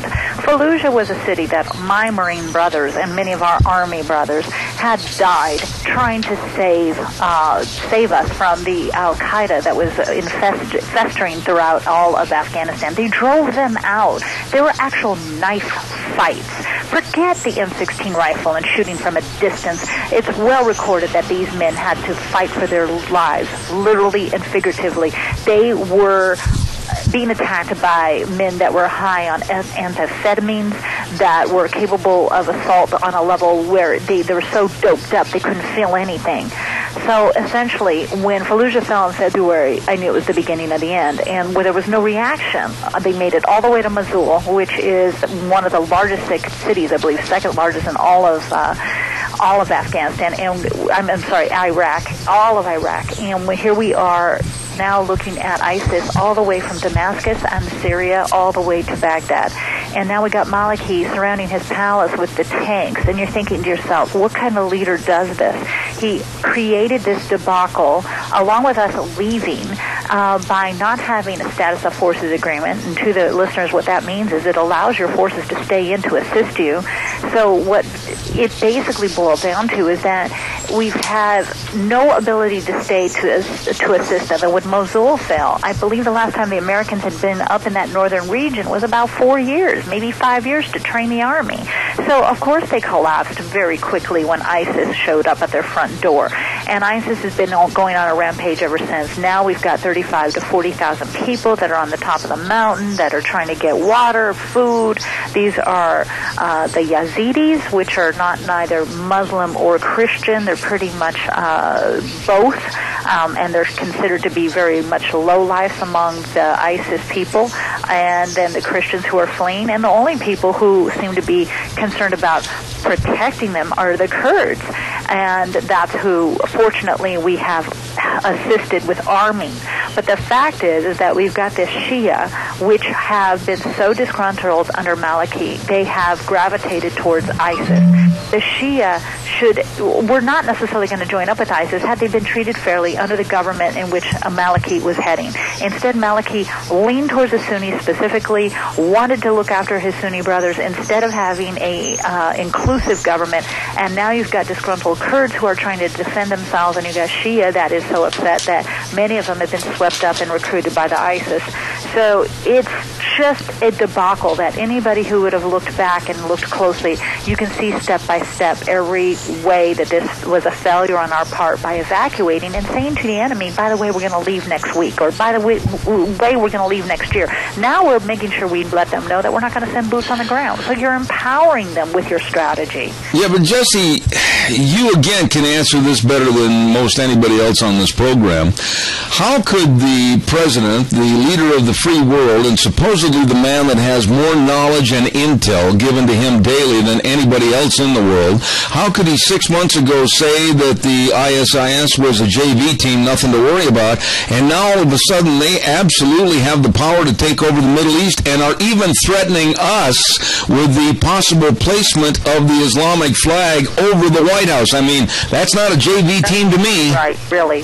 When I heard that tape recording, I just wanted to vomit, because it's really so grotesque that somebody would feel that bold and empowered to say such a thing. I agree with you. How could somebody who is supposedly so well informed not catch this? And then when they do catch this, still not do anything to support it. Maliki had asked for air support, from what I've gathered when I've read around. Now, I could be wrong, that he did ask for air support when Mosul was taken, and we had not acknowledged that. So it really did fester into something that's completely out of control. Maliki is directly responsible for this, as are the Americans who were advocating for withdrawal. People have to understand, just because you are gone doesn't mean it's over. Just because you left doesn't mean the battle wages on. Guess what? Your enemy has a vote in a war. Your enemy gets to decide when that war is over, not you. And the fact is, I'm not advocating for boots on the ground at this point. No, I don't want to see another brother or sister lose their life or arm or limb or have PTSD or head trauma or whatever other injury they could acquire. The reality, though, is we've created such a debacle that how will this get resolved if we don't at least send in special forces to help train the Iraqi army on a better level, have CIA operatives provide intel to the moderates out there so that they can become more proficient in defending themselves, provide weapon support, bring in the moderate Shia, bring in the Sunni, bring in the Kurds, so that you can have a stabilized government. But none of that's happening. None of that's happening. We're allowing all of these three factions to separate and grow further apart. And at some point, people would say, I can hear the listeners probably screaming at the radio right now, but let's just get out of there. Let's just get out of it. Well, what you don't understand is ISIS isn't going to be satisfied with just Iraq. Do you honestly think that they do not want to have a caliphate that will spread throughout the Middle East, that will go into East Asia? How many times do we have to walk away thinking that we're done? We're not done. You have to have the presence there so that you can intimidate your enemy from rising again. Now there's no intimidation. Zero. So I do believe that ISIS will try to do some westernized attacks. Already the intelligence sources are saying that. I'm not speaking on behalf of Concerned Veterans for America when I say that, because I'm just going off of what I have read on that issue. And it will happen again. Do you think that, do you think they just want the people dead that are next door? No. They want us dead. We are considered the great Satan to them. It is in their doctrine to get rid of us, along with Jews, along with Christians, and anybody else that isn't with them. So it is a pretty scary time. I don't want to see another 9/11, but the thing is, it may not come as a 9/11. It may come as another form of destruction. How do we know it's not going to be through power plants, waterways, some type of radical measure that prevents shipping into the country, something that can really cause a great trauma beyond just a suicide bomber? Let me ask you this, Jesse, and I've heard many people, and I've talked to many people on the East Coast that are with various think tanks, and they said that ISIS is absolutely the worst of the worst, the most dangerous group in the world. How did we ever, I'll go back to the question I asked a little bit ago, how did we ever overlook these people and the atrocities that they can perform? I agree with you. How did we? How did we? When Fallujah fell, I go right back to February. How did we not pay attention then? All of those American lives were lost in defending and eradicating Al-Qaeda out of Fallujah. We pushed Al-Qaeda out of Iraq. People have to understand that when we left in 2010, the country could have sustained itself, but it needed our guidance still. It needed our support and our training, and our mere presence can keep an enemy from coming out of the woodwork, so to speak. But the fact is we left. We just left. It's like leaving a ship floating on the water because it's functioning and it's floating. But at some time, barnacles will start eating away at that ship and it will sink. That's pretty much the case here. And I agree with you. How did we miss it? I wish I could elaborate more, because to hear the president tell it, that intelligence apparently wasn't providing them that knowledge, and I find that very hard to believe, because Fallujah was February, Mosul was June. What was going on in those periods of 4 months, 5 months? The fact is that they cut a 5-year-old boy in half, I heard on the news last night.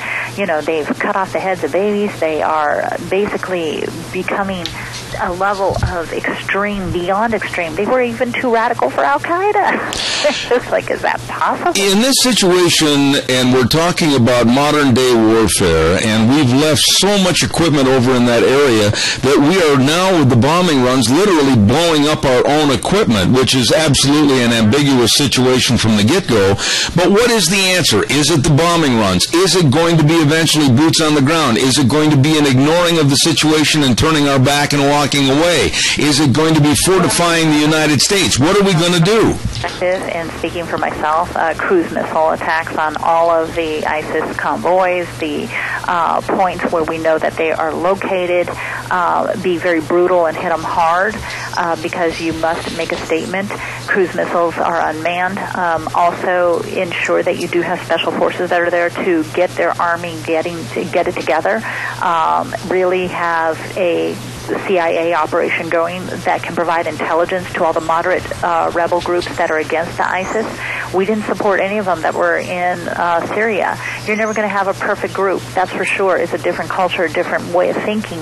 But when you see something like ISIS spreading this disease across all of the country, and it's planning on going across the region, you have to pick. What is it? The enemy of my enemy is my friend. And that is really where we have probably brought ourselves to. Empower these Kurds. The Kurds are ruthless. They're not going to give up easily. The Kurds are fierce, and they have everything to die for. They need to sustain their economy with their oil production, and they're trying to ensure that they don't lose that. So there's a lot out there. I'm not the intel expert, and I would advise that all the intel experts out there should have their heads on very closely to this and provide some type of solution that could maybe be done, again, like with CIA and special operations, versus boots on the ground. Because if we send boots on the ground and somebody says just push them out and eradicate them, I don't think that will happen overnight. Let me ask you a question. Bloodbath going, and I think just too many Americans have died in their sand. The tragedy is we didn't set it up so that their blood in their sand was a foundation for future success, and that's the difference. I don't want to say those deaths were in vain if we had succeeded, but because we pulled out, that success is in vain. Absolutely. You mentioned something a few moments ago I want you to elaborate on just a little bit in the time left. You were talking about the increasing and enhancing of the Iraqi army and the training. Will they really stand up and fight? I mean, do they have the capability of being tough enough and playing John Wayne and fighting for their own country? I think they have no choice. They're looking at ISIS coming in and slaughtering them if they don't. That is their option. And there are Shia that are actually part of the Iraqi army that are looking for a stable Iraq. There are many moderate Shia. Again, it goes right back to the support, having a sense of confidence about yourself. I mean, you take anybody who goes to boot camp and they're a bag of mush and you graduate them and they become a soldier, airman, marine, or sailor. You can instill that with the correct support.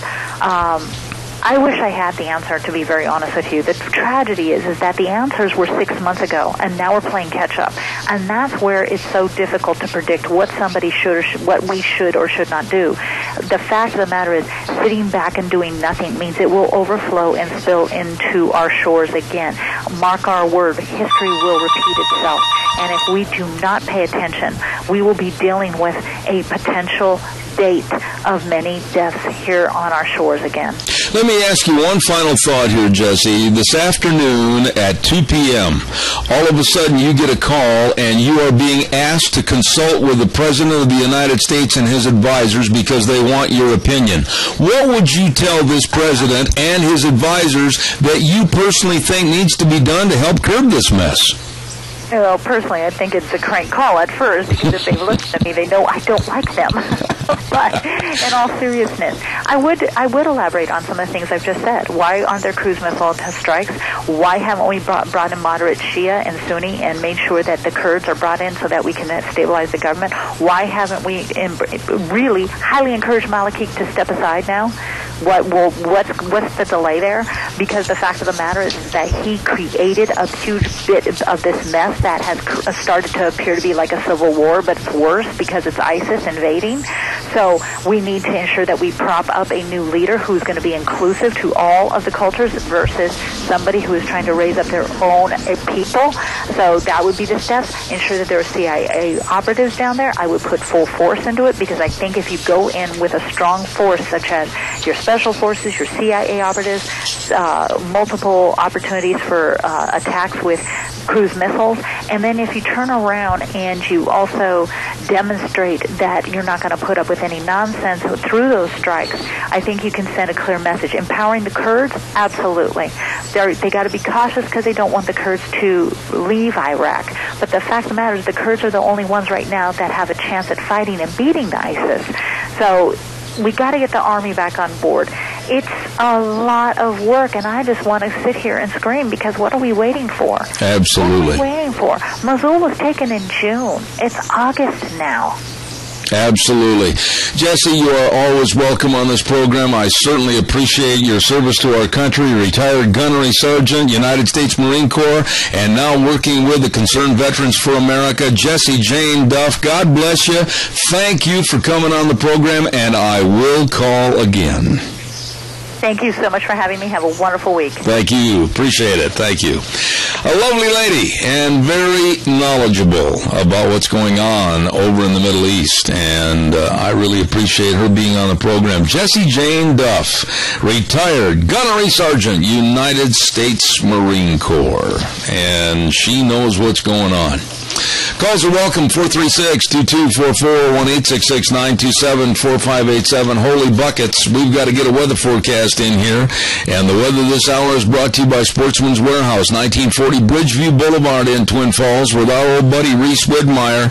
Oh, my Sportsman's Warehouse, quality gear giving you the edge to perform well outside and enjoy the journey. They're the great indoors for everybody who loves the great outdoors. Everything you need is right there there at Sportsman's Warehouse in Twin Falls. Here now is Michael Rogers weather. Hello, everyone. Michael Rogers is up at the ranch. You got some weather action coming your way today, and it's one of those situations where, number one, it's going to rain. Number two, it's going to get heavy. You could see some thunderstorms into it. But you want it to rain and do this now because you got a nice weekend coming up. So you got showers and thunderstorms today. Should really kick in right after lunchtime. Much of the weather action right now is to your west-southwest moving towards you. And then it'll get heavier later on this evening, and then it will continue into tonight, tomorrow, and tomorrow night. You'll come out of it on Thursday with a slight chance of showers. By the same token, you'll be done with it, and you're going to work your way right on through the weekend with some nice weather so you can go out and play golf. Other than that, have a great day. Enjoy the weather. The only weather you got. That a boy, MichaelRogersWeather.com. Hunting, fishing, camping, archery, boating, everything, knives, tools, all your clothing, everything. Sportsman's Warehouse has it all. They do. I love that store. I love that store. Sportsman's Warehouse, 1940 Bridgeview Boulevard in Twin Falls. You stop in and see them today. Bringing you Michael Rogers Weather. Love it. Cassia County Fair and Rodeo is in full swing. You'd better believe it tonight. Tonight is the big Chris Cagle concert, and that guy has put out a lot of good songs. You betcha. And that starts at 8 o'clock. You better call the fair office if you haven't got tickets. See if they can't wedge you in. You better believe it. Then tomorrow, don't forget, they're going to have the big parade at 10:30 in the morning. Tomorrow morning. Yes, sirree, Bobby. And then entertainment all through the day, and then team ranch sorting tomorrow night at 7 o'clock. And then Thursday, Friday, and Saturday, the big PRCA rodeo. And, of course, during the day, they're going to have on Friday and Saturday parimutuel horse racing. What are you waiting for? Get on over to the Cassia County Fairgrounds for the Cassia County Fair and Rodeo 2014. And, by the way, also, we're going to be talking to Ryan Samples next hour about the Cassia County Fair, but there's also some merchants that would like to say, come on down to Burley for the Cassia County Fair and Rodeo. And they are Pacific Steel and Recycling at 320 West Main in Burley. Number to call, 678-2321. And if you've got old implements and you want them out of your yard, just give them a call. They'll come out and get them. And they also take used appliances, computers. They'll help you. Great guys to work with at Pacific Steel and Recycling, 320 West Main in Burley, along with Pickett Equipment Company, 976 East Main Street in Burley. From the Twin Master Edible Bean Combine, Double Master plus Side Pull Combine, they've got it all. The best in bean equipment worldwide. The best. Pickett Equipment Company, 976 East Main in Burley. Really good folks. All righty. Give us a call, 436-2244, 1-866-927-4587. We'll talk about anything you want to talk about. Hey, Gina, guess what starts today at most schools all over Magic Valley? What's that? Football practice. Woo! Which, by the way, I need to get my son into flag football. Is he that old already? Oh, yeah. I get him into the Tri-City Sports through Rupert Rec, and so, I need to do that again this year. Holy cow, that little guy is really growing up. He is, very much so. Yeah, he's 7, and he's going to be in the 2nd grade. Oh, so, yes, I need to get him signed up for flag football. But, so practice starts today for all football teams in the Magic Valley? Yeah, the analgesic balm. Remember the analgesic balm? And the wrap. Yes. Yes. I remember all that from high school. That analgesic balm, we used to... Okay, whoa. Are you going in places that we shouldn't be going to in the gym locker room? Well, I was just going to say that we had a tendency to use analgesic balm as a prank item and put it on certain aspects of clothing that when one was not careful and cautious, when he suited up for practice, he might break out in a very warm sweat and want to run a lot faster than he normally does. That's where I thought you were going, yes. I remember those pranks, too. Yes. Oh, we used to do some fun done weird things back in those days. Yes, we did. And we're going to segue from that right into a phone call. Oh, okay. Well, we'll take that. Good morning, the creator of analgesic balm. Good morning. Good morning, Jeff. I've just tuned in, so I don't know what your topic of conversation has been this morning, but it slapped us in the face yesterday again with the reminder that depression is real. I've never suffered from that myself, as I've never suffered from diabetes or any other horrible illness, but it is real, and we all know and have loved ones and friends that suffer from that, and just a reminder that let's not judge what we don't know, learn more about it instead of, well, if they just get up and do something. I want to jump in here and say something with you on the line here this morning. Unfortunately, what you just said was really very pertinent for people to pay attention to regarding the passing of Robin Williams. Anybody and everybody is possible suspect for depression. I can honestly say, and I'm not embarrassed about it, that back in 1972, when I went in through a plane crash and all the debilitating injuries I had from that plane crash and being laid up for almost a full year, depression can really hit, and no matter how happy or bright an outlook the circumstances might prevail themselves, depression when it sets in can be very, very heavy and weighing on the mind. And don't anybody, like this lovely lady said, think it can't happen to you. Yeah, it can, and it does. And we all know people that suffer from that. So I've worked on many people in the past few years that have had this illness, and it is an illness, and it is really sad, well, often to varying degrees. And unfortunately, depression, not only bringing you down and absolutely having you scrape your chin on the bottom of the ocean, but then the other effects and the other worries, whether it might be a turn to alcohol, whether it might be a turn to drugs or whatever, all of those just enhance and exacerbate the problem even bigger. Sure. Yeah. Well, anyway, I don't mean to put a damper on your lightheartedness, but it is something we need to just be more aware of, and it's more prevalent. No, I agree with you, and I thank you for your call. That was very well stated. Thank you so much. You bet. God bless. Nice lady right there. Yeah, and the looking down at someone if they're in a depressed mood. No. Not the thing to do. Anybody and everybody needs help, whether it's help because of a broken leg, maybe it's help because of some other problem, a physical problem, or maybe it's through mental depression. You know, we all are God's children and need to work together as a team to help each other. And I really do appreciate what that lady just said. Calls are welcome, 436-2244, 1-866-927-4587. While I'm waiting for your calls that I know are just lined up and ready to come on in, let's also remind you about Let's Ride, Highway 24 between Rupert and Burley, open Mondays through Saturday, 9 to 6. And they've got a lot of the 2015 models coming in now, right this minute, this very second.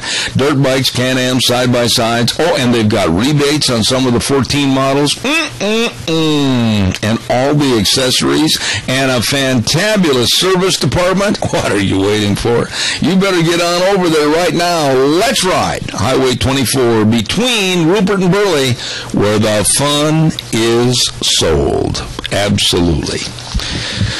Yep. A lot of schools going back to football practice, and we got a quick call. I've only got a minute and a half. Caller, good morning. Thank you for your call. Yes, over the weekend, I tried to get in earlier, but I didn't get in. But over the weekend, I was at Redfish Lake, and the place was packed, the lodge there, and there was a lady out there, a young college student, educating people about the wolf and the elk. And I went out and talked to him, and I had a great talk with her. But I said, let me ask you a question. She was a little socialist, and she was from New York. And she said, I said, where do you think these people get the money to come here and spend money and go on vacation? I said, tell me that these people lined up on this deck and walking around here at this lake are on welfare. I said, the only thing that makes this country work is free market capitalism, not socialism. And she bowed her head, and she never had a response. But people are so uninformed, and they believe such foul things, and they just don't care to know better, I guess. You know, I wished I could have been there. I wished I could have heard the conversation. I wished I could have been a part of that conversation. And those kind of things really interest me when you find some group or a certain speaker that absolutely is espousing something that's against common sense and the way the area has to live. I wished I could have been there to have a little bit of input. Well, she was educating about the elk and the wolf and the predator and the prey, but we don't have time to get into all that even at all. Yeah, I'm out of time. My comments. But no, hey, listen, sometime give me a holler and tell me what was said, because it's really interesting to me. Oh, okay, I will. All right, Randy. I'll talk with her about all kinds of stuff. All right, appreciate it, buddy. Thank you so much. We got to take a break, send it to the news from ABC. I'll be back in 6.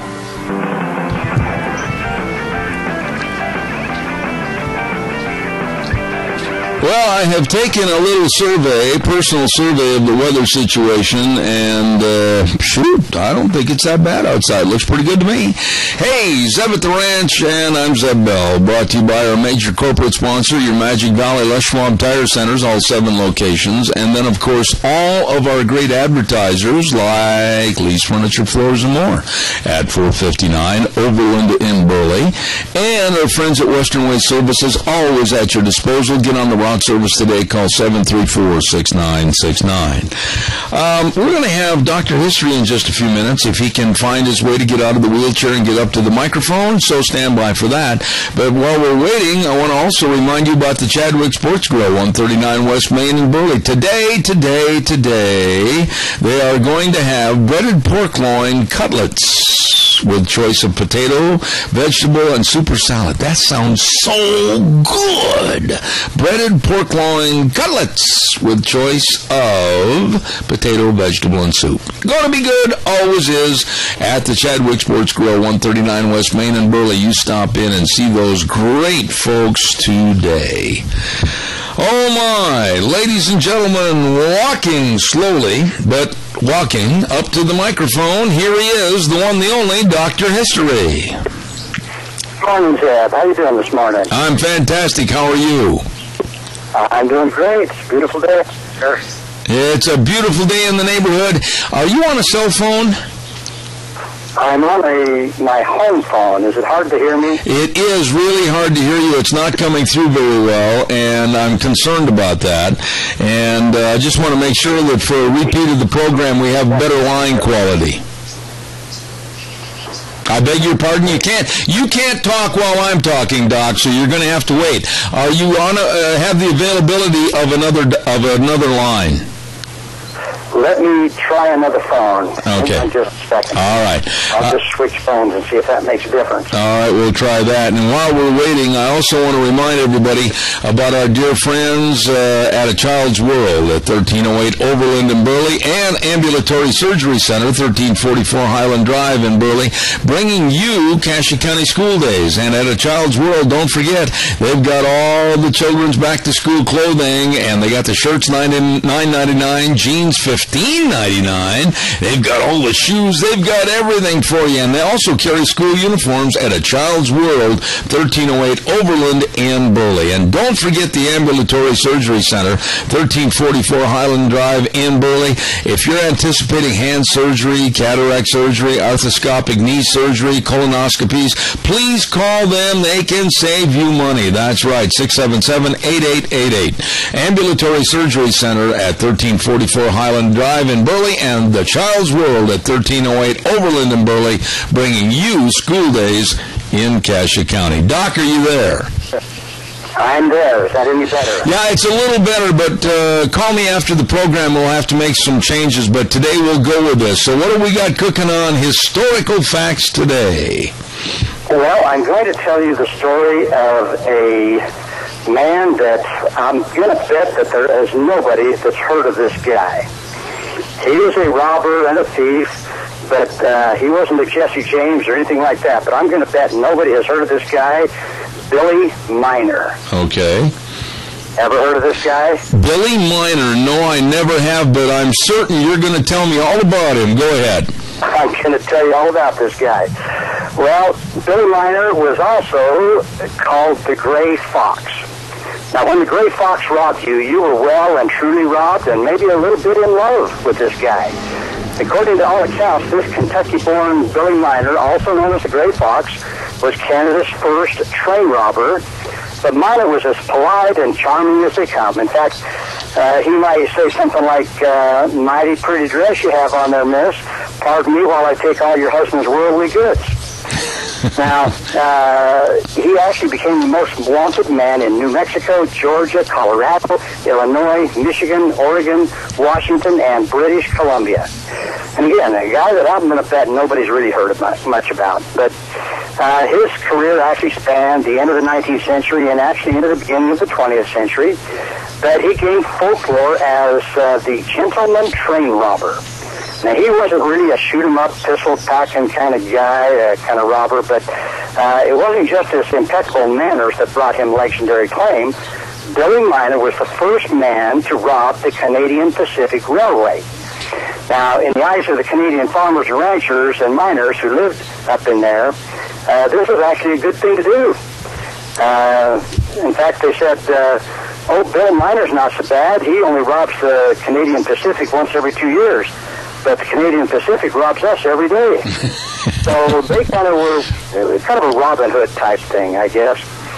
But the Canadian Railway Company was generally perceived in the West as a land-grabbing, money-grubbing institution that only served the interests of an elite group of Easterners. Thousands of railway-hating folks in the West protested the grain rates, the land giveaways, the intrusion of the Canadian Pacific into their lives. So Bill Miner tackled the big boys when he sidled up to the Canadian Pacific with a grin on his face and a gun in his hand.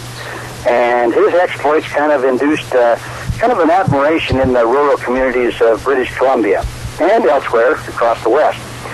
Now, Miner was born in Bowling Green, Kentucky around 1843. He was the son of a school teacher and a miner.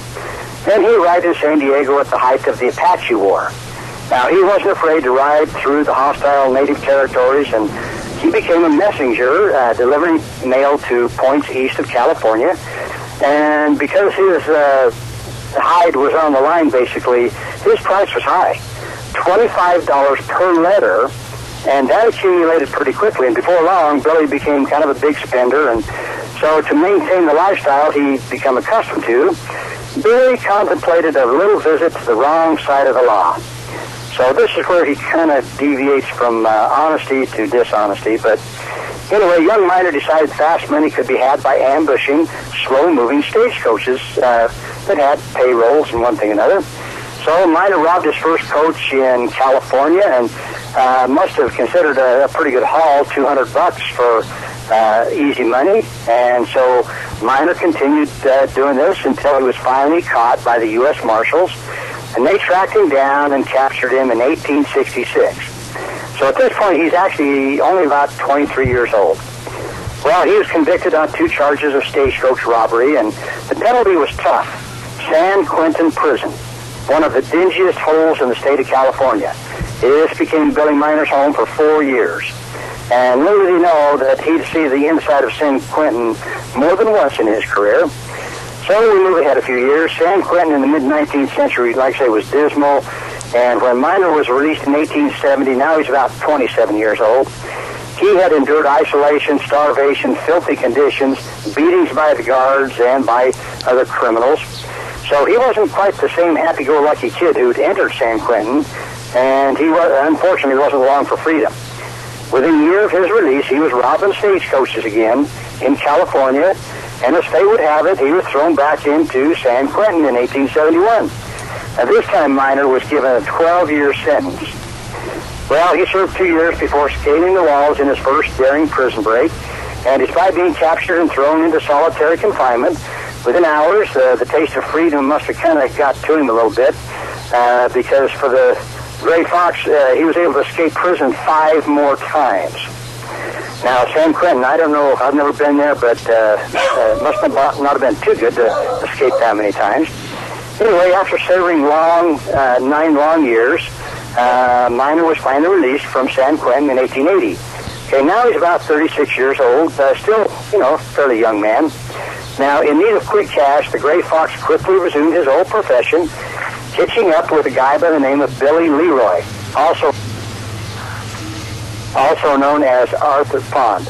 Are you there, Zim? Yes, I am. I'm listening. Go ahead. Okay, I'm sorry. I just heard some screeching. I didn't there. Anyway, he hooked up with a guy named Arthur Pond, and Miner also changed his identity, and he worked under the alias of William A. Morgan. So he relieved the Del Norte stage of about $3,600 in gold and coin and dust. And before the stagecoach moved on, Miner had saddlebags crammed with stolen goods and wished the driver a safe journey. But ever the gentleman, Miner didn't want to see lives lost owing to careless driving, so he told him to be careful driving. But Miner must have aspired to a gentleman's lifestyle because he adopted to it easily. A change of name, a new city, and a bunch of cash were the only things he needed to establish himself with the best of the upper crust of society. Now, in 1880, he was pretty comfortable. He was living in a place you might have heard of,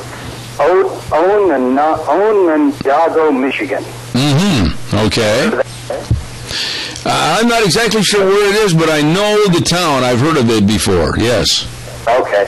Well, he moved into that city in Michigan, and he was hosting parties. He was kind of a ladies' man, living a life of genteel respectability, and, of course, it was being financed, of course, by his questionable inheritances.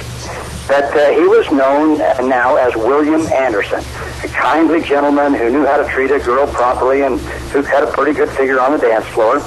Well, of course, it couldn't last. Miner excused himself from the Michigan society and headed back to Colorado to kind of exercise his chosen career.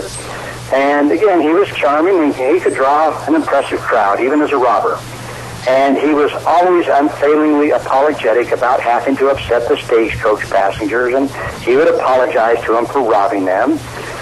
His signature manners eventually became his undoing because authorities in the West got wind of the gentleman bandit, and a Colorado posse was formed, and in 1881, they captured the Gray Fox and his gang. Anyway, Miner managed to hold up stagecoaches in Arizona and California before being caught by U.S. Marshals and shipped back to his old stomping grounds. So again, he was admitted to San Quentin for a third time. Now this time, Miner served 20 of his 25 years in the pen. And by the time he was released in 1901, now he's 58 years old, his livelihood was kind of in jeopardy because stagecoaches had almost everywhere been replaced by trains. But this didn't stop him. It wasn't much of a difficult transition for this shaggy, gray-haired criminal with a handlebar mustache. After all, the train was no more than a bunch of strung-together stagecoaches with more gold and fewer people to deal with. So in the mountainous train, the slow-moving locomotives labored up hills, and that wasn't much of a challenge to a gang of men on fresh mounts waiting to ambush.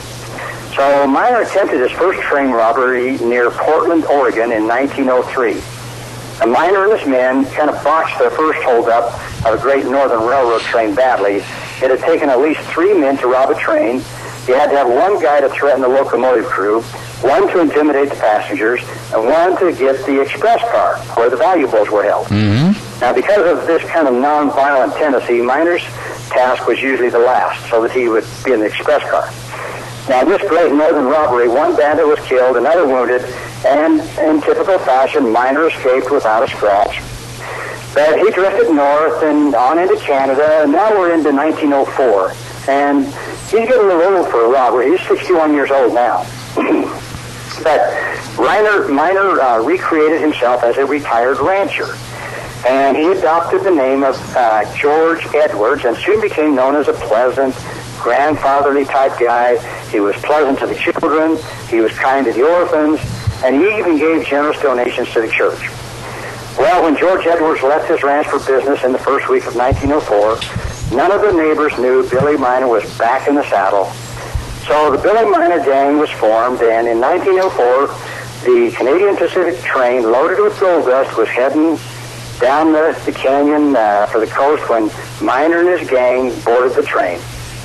Well, the Gray Fox and his accomplices netted gold dust shipment, one thing another, valued at about $6,000. And so, 1904, that's still a pretty good chunk of change. So they were pretty delighted by what they'd gotten, and so the gang scooped up the profits, and they rode the engine about 3 miles down the track, and a daring leap off the train, they tumbled down the steep rocky bank, and anyways, Billy Miner and his gang, they escaped. Well, the Canadian Pacific immediately offered a reward of $5,000. The Canadian government offered $6,000, and again, the rail companies were serious about apprehending this band of thieves, particularly when they knew that the public they were really actually kind of behind Billy Miner. They didn't care if the Canadian Pacific was taking a beating. Well, the second minor Canadian Pacific train robbery was in 1906, and it kind of turned into a botched business for the Gray Fox and his friends. They chose to ambush the Canadian Pacific Transcontinental Express, and he was convinced that the train was carrying $100,000 in gold and money. So Miner ordered the train to be uncoupled, and the mail car, 2 express cars, and the engine were separated and moved to an isolated part of the tracks. Well, the 3 bandits rifled through the express cars only to find old mail bags, and the gang ended up splitting $15.50. Oh, my.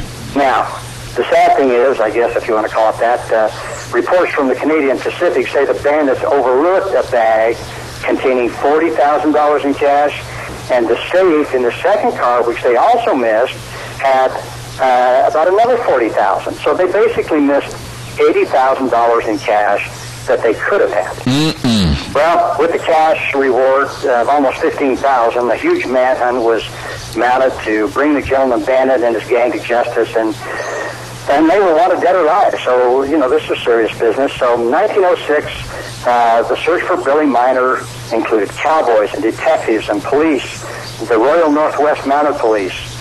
His face was plastered on every poster and post and between Vancouver, Calgary to Spokane. Well, the Gray Fox was cornered. The gentleman bandit and his gang were discovered. Even though the trio had fairly credible stories about being prospectors, the Royal Northwest Mounted Police decided to check out the situation for themselves. Well, wasting little time, a party of mounted police made their way to Miner's camp. When questioned about the recent Canadian Pacific holdup, Miner and his gang denied it and said they didn't have anything to do with it. Well, the Mounties, they weren't totally convinced about this. In fact, things got bad when one of the gang members pulled a pistol on the posse and made a break for the brush. Well, a round of gunfire caught him in the leg, and Miner and the other guy realized the game was up, and they surrendered. So the 3 desperados were taken to stand trials for armed train robbery. Now, Miner still claimed to be the gentleman rancher George Edwards. And through 2 trials, the first result resulted in a hung trial, and the second resulting in a quick guilty verdict of life sentence. Well, by now, the Gray Fox is 64 years old, and he really is gray. The old prospector with the handlebar mustache still refused to admit that he was the infamous stagecoach and train robber Billy Miner. Well, he was sent to the New Westminster Provincial Jail, still claiming to be innocent. Miner continued to scheme his escape. He befriended the deputy warden's daughter, and in 1907, with the help of 3 young convicts, the gentleman bandit dug his way under the fence and vanished beyond the walls of the prison. Oh, my. Once again, the Gray Fox was on the loose. Well, after his escape, the Gray Fox headed back into the States, and many people in British Columbia were kind of sad to see him go. Well, back in America, 4 years later, he was once again arrested for a train robbery. Well, the gentleman bandit couldn't be kept behind bars. He escaped from the Milledgeville State Prison in Georgia in 1911, but was recaptured, and he died on the inside at the age of 71 in 1913. So Billy Miner was the last of the old-fashioned highwaymen. He spent 36 of his 71 years in prison, plotting how he'd pull off his next great train robbery. Very politely, I've got a picture, a wanted poster of this guy, Zep, and he's not smiling at all in this wanted poster. Big old handlebar mustache. Not a bad-looking guy. Yeah, But that's the story of Billy Miner. How come they haven't done a movie about Billy Miner? Now, to me, his life history about literally spending half of his life behind bars and just not having the common sense that God gave a billy goat to give it up and try to find honest work, but yet he died behind bars still trying to rob trains and rob stagecoaches. This guy, they need to do a movie on him. Well, to me, just the escapes from prison, from San Quentin, and, what an amazing guy. They couldn't keep him in jail, and when they finally did, the only way they kept him in was he was dead. He died. Actually, they did do a movie on him, and it's called The Gray Fox. It was put out in 1982. Yeah, but wasn't that wasn't the derivative of the movie somewhat different than what this case history was? That's what I'm trying to get at. It actually says it's a Canadian biographical movie, so it would actually be based on his life, actually. Yeah. Okay. Well, see, The Gray Fox... I've seen that or heard of that, but... I have heard the movie. This guy had, even though it was on the wrong side of the law. So we'll have to check out that movie and see how close it is to reality, I guess. Yeah, but Billy Miner, I had heard the name, now that you mention it, in one of the history books that I've got over here on the shelf. But The Gray Fox, wasn't there also another historical figure back in the... Was it the Revolutionary War, or was it the War of 1812 that they also called the Gray Fox? There was another Gray Fox, and I do not remember. My recollection that it was one of the Civil War or the Revolutionary or one of those wars. There was a military leader that they referred to as the Gray Fox. Right. I don't remember who that was. Well, Dr. History, you did it again. By the way, tell everybody, how's things going with the webcast as far as dr-history.com? What's going on? Well, we're still getting a lot of listeners. The word is still getting out slowly to people across the world, actually. And again, the last time I checked, 25 countries from Japan to Korea to Israel to Germany, Latvia, Finland, South America, Canada. So we're getting people listening from all over the world, and we just hope they kind of keep telling their friends and that we get a few more listeners. But we've had over 8,000 hits on our site, so we hope that just keeps growing slowly. All right. Well, now, how's retirement treating you? Oh, it's pretty rough. I got up yesterday morning, and I wasn't sure whether to go for a ride on a four-wheeler or go golfing. I just don't know how you stand the stress and the worry. I mean, it must be absolutely traumatic. Well, I did mow the lawn, though. So, I'm not totally not doing anything. I've got plenty of projects. All right. Well, Dr. Ken Turner, better known as Dr. History, we appreciate it. Thank you. Great job this morning on The Gray Fox and the story of Billy Miner. Thank you very much. Thank you. You have a good day, Zach. All right, buddy. Thank you so much. Dr. History, and always an interesting and very entertaining segment. I appreciate that. Hey, by the way, the Cassia County Fair and Paul Rodeo is going on, and we want to remind everybody about the Cassia merchants that are involved in saying, come on out and support the county fair, including AMI, 1719 Overland and Burley. Look for the big 28-foot wrench over the door and go nuts over their bolts. They're the meat and potatoes of the industry. AMI, really nice people. Along with Butte Irrigation, 116 South, 600 West, Highway 27 in Paul. Number to call, 438-8103. And they've got a location, a brand new location on Kimberly Road, just north of Kimberly by Red Cap Corner. The hub for agricultural irrigation parts and equipment. They will get you wet at Butte Irrigation. And last but not least, Burley Veterinary Hospital, 2869 Overland and Burley, with Doctors Wally Ward and Scott Morley working on small and large animals. They're there when you need a veterinarian, and they are the best. Burley Veterinary Hospital, 2869 Overland and Burley. Number to call, 678-5509. We'll be back right after this break at the bottom of the hour with our next guest. Don't go away. And now, back to Zeb at the Ranch on AM 1230 KBAR. To reach Zeb, call 436-2244 or toll free 1-866-927-4587. And now, here is Zeb. Oh, thank you very much. Welcome back to our last half-hour segment of the program this morning. And as you may or may not know, the Cassia County Fair and Rodeo is in full swing. Started basically yesterday, and last evening they had a very exciting new event at the fair called the ATV Rodeo. And with us on the phone, I believe, is Ryan Samples. Good morning, Ryan. How are you, Fair Board member? Oh, we're doing great. Is this Ryan for sure? I wanted to make sure. Okay. Yeah, this is Ryan. All right. You just finished feeding your face at the Queen's breakfast. How'd everything go? Well, it was great for a Queen's breakfast, I guess.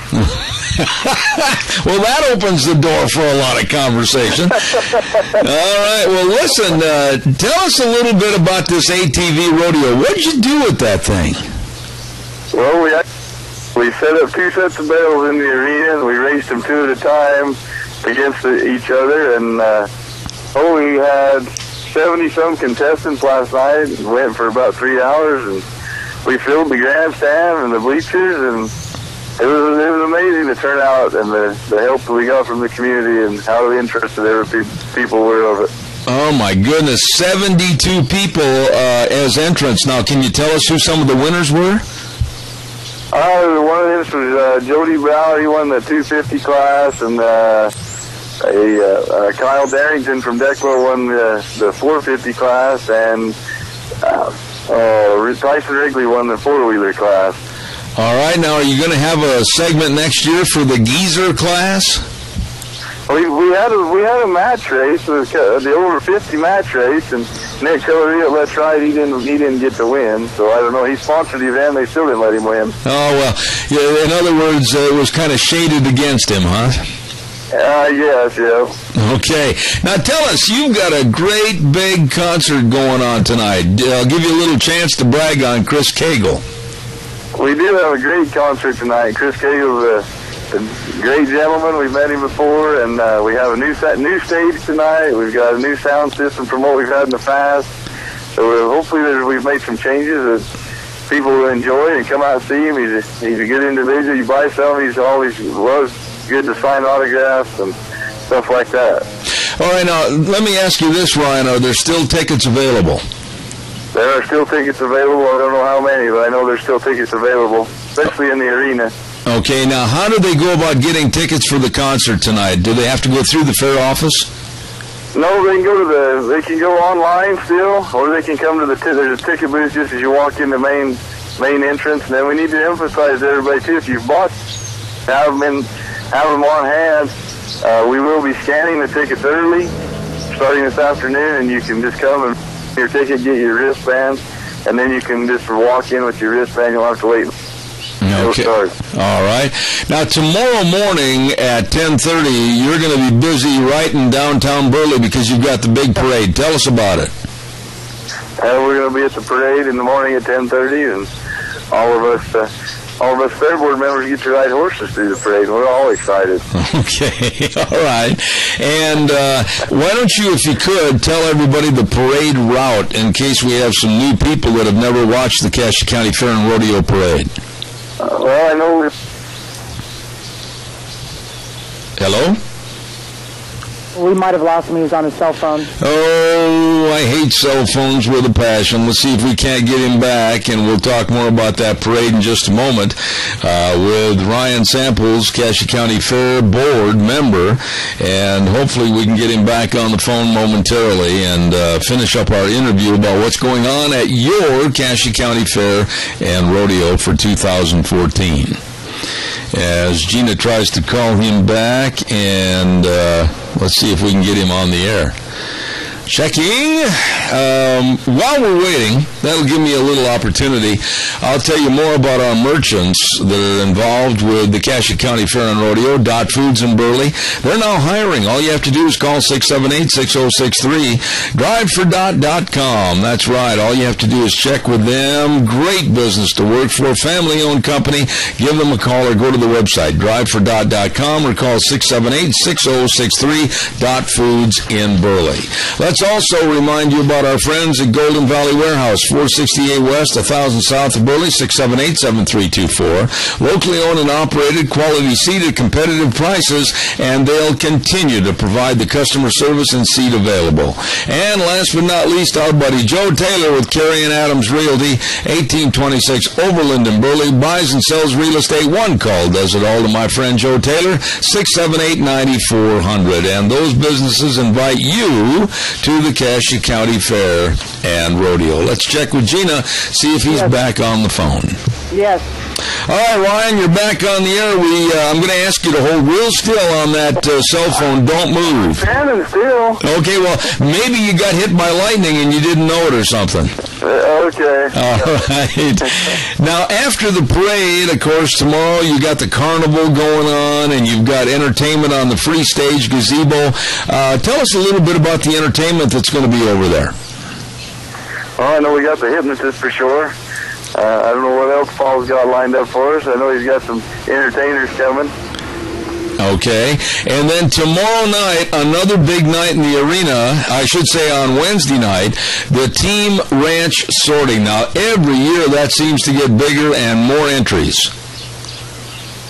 Yes, this is going to be another one this year. We do have cattle. Some people have thought we're not going to have it. We've done away with it, but we are. It's going to go on. I think last night there were 60-some teams already signed up, so I don't know. I think the entries closed last night, so if you might have missed it, but you can at least come down and watch. All right. And then on Thursday, again, according to the schedule, so many things going on with the carnival and all the exhibits and everything, and the Queen and the Princess horsemanship. Thursday starts the big rodeo. Tell us about that. Yeah, Thursday night is the kids' night at the rodeo. Also, we've teamed up with the Domestic Violence Awareness, the Man Up Crusade. So if you come to the rodeo, please wear purple. And there'll be the calf ribbon pull and all the stuff that goes on that night on Thursday night. All right. And then on Friday night, another special night at the rodeo because it's tough enough to wear pink night, helping create funds and awareness for breast cancer research. Tell us a little bit more about that, too. Yeah, well, we got the tough enough to wear pink, so everybody shows up to wear pink. We make donations to the breast cancer awareness. Try to do all we can to help out. All right. I should back up a little bit and say that on Friday you're also going to be starting with the pari-mutuel horse racing, and that also is going to be on Saturday, too. How's the horse racing shaping up? Well, we've had a lot of calls this morning, so hopefully we've got some horses and we'll have some races to run.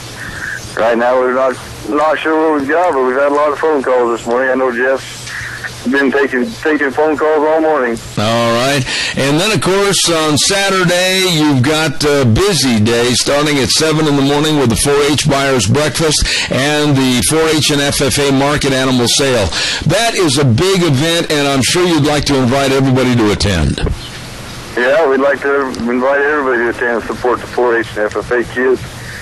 That's always a great supported event. It's an event at the fair, and we just continue to thank those that have contributed and invite all those to come back. All right, and what about this Dutch oven cook-off? That's really caught on in popularity, too. I'm not sure what's going on with the Dutch oven cook-off. I haven't got in on that part of this deal. They just put me on the phone and tell me to get in the tractor and work.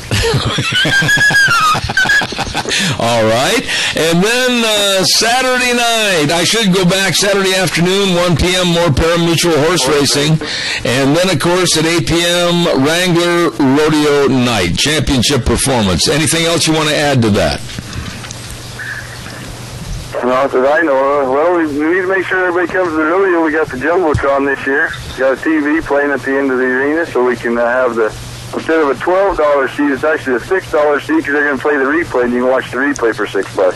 All righty. Ryan, I wish you a lot of success, and I know you've done a really good job on these interviews. I appreciate your sense of humor and everything. Thank you so much, and we're going to send everybody over to the Cassia County Fair and Pro Rodeo. Thank you for being on the program. Yeah, thanks, Ev. All right, take care. Thank you. Yeah, bye. All right, there you go, your Cassia County Fair and Pro Rodeo for 2014. We're going to take a little break for the weather forecast right now.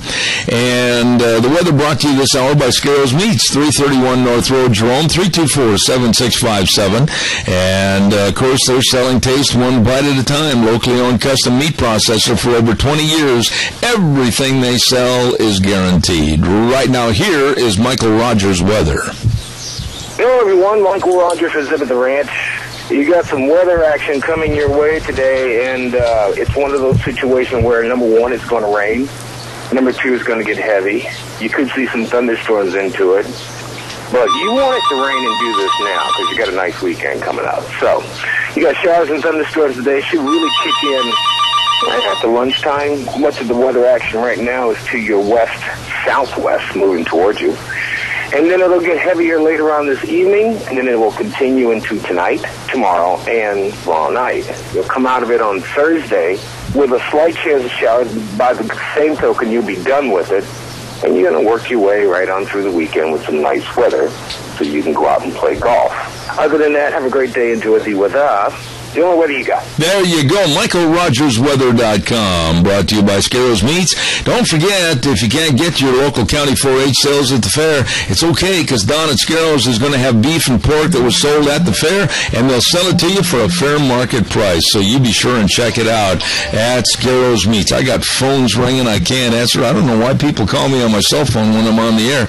And don't forget, selling Taste one bite at a time. Scarrows Meats, 331 North Road, Jerome, 324-7657.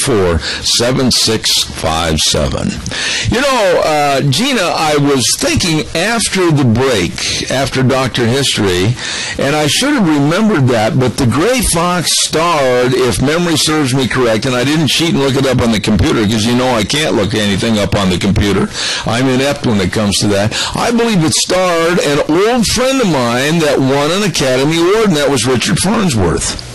I believe I'm right on that. Whether or not I saw the name Bill Elliott come up. No, Richard Farnsworth, I believe, won an Academy Award for that movie, The Gray Fox. And Richard, an old rodeo cowboy in real life that turned actor, and he also, in his later years, before he passed away, starred in a television series with Wilford Brimley about two old country sheriffs. And that hit me after we were off the air that I think that was the movie that Richard Farnsworth won the Academy Award for. I have no idea. You check it out, look it up, and if I'm wrong, I will buy you lunch. But if I'm right, you will buy me a steak dinner.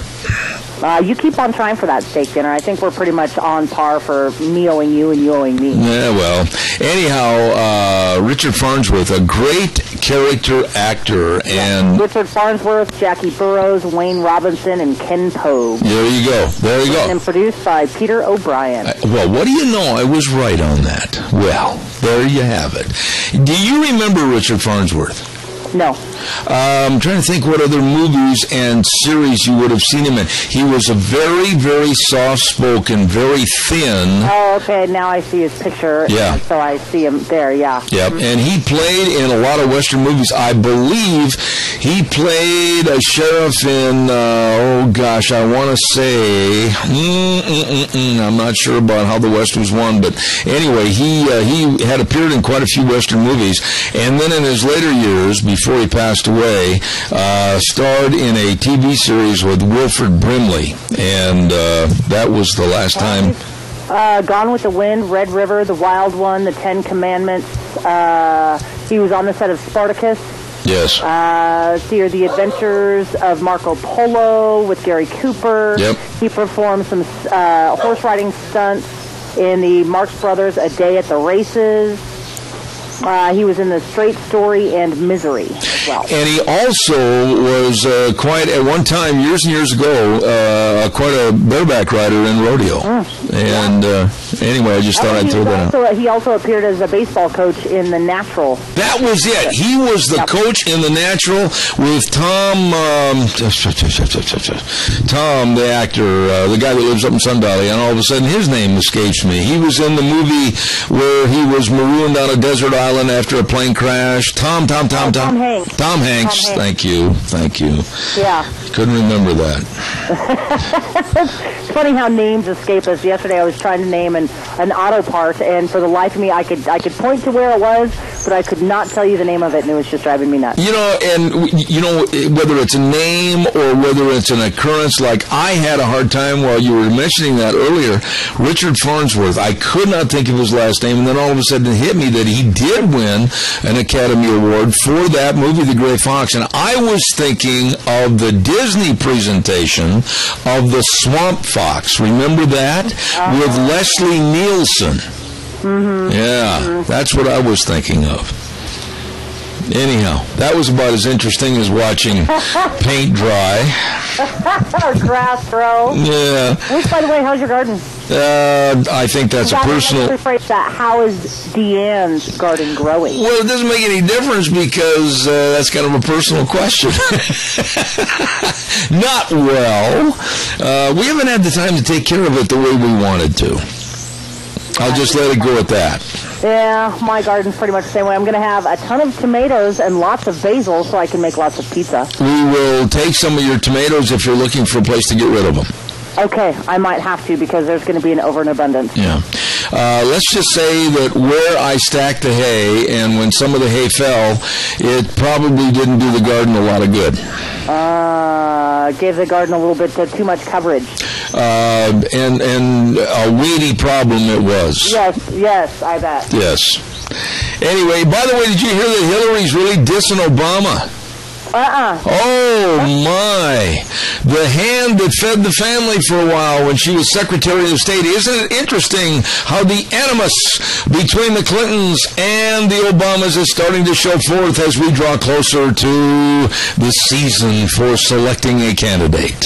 Oh, really? She's going to run for president against Barack Obama. He can't run anyway. No, he can't run, but what I'm saying is the animus that she's showing about his policies or lack thereof, she's really coming out as a part of what we saw in the past with the Clinton machine and her husband, of course. Nobody in their right mind in politics wanted to go up against that political machine, the Clinton machine, because they would destroy you. Yeah, because they've got the financing, or the financial backing to actually do that. And I'm assuming that you're talking about her talking smack about Obama's foreign policy or lack thereof. Yes. Yeah. The thing about Obama, and have you given this any thought, he's got 2 years left in the limelight, and hopefully then we will never hear from him again. But he's a fairly young man, and when he gets out of the presidency, what is he going to be, about 52 or 53 at the most? At the most. He's still got a long period of time to where he could be productive and do something, but what is he capable of doing? Nothing except for stirring the pot. He's good at nothing. Are there qualifications and job level entry forms for being a pot stirrer?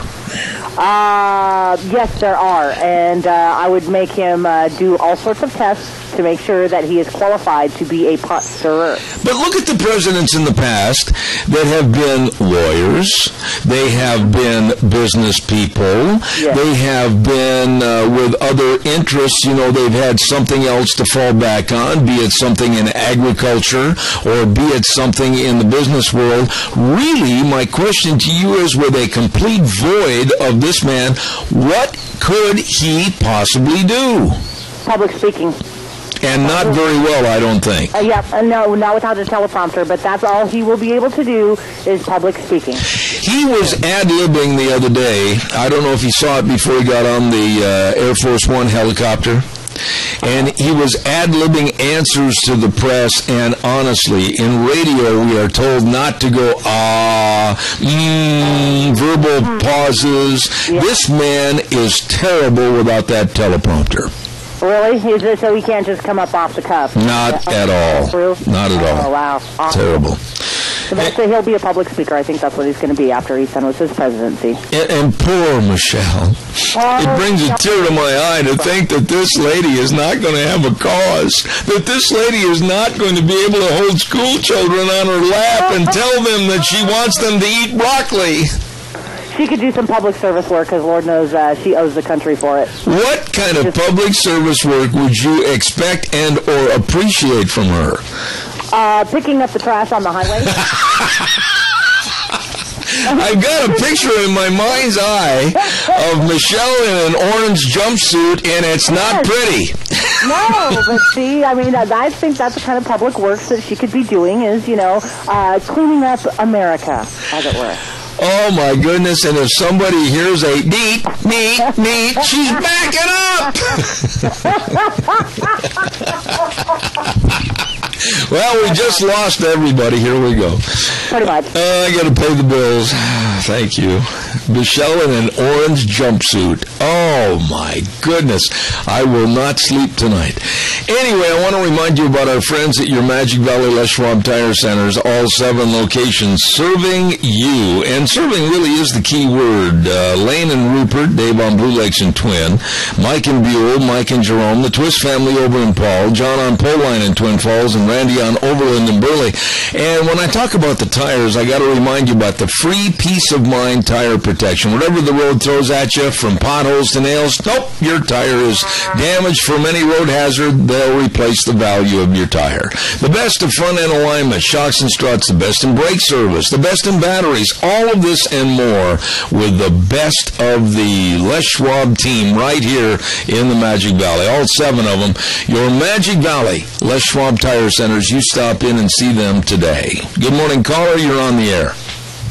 Yes, sir. I spoke to you the other day about reading Proverbs 1:22 through the end of the chapter. We all need to read it. You're talking about our country and what was wrong with it. That needs to be required reading for everyone in our country today. There's some...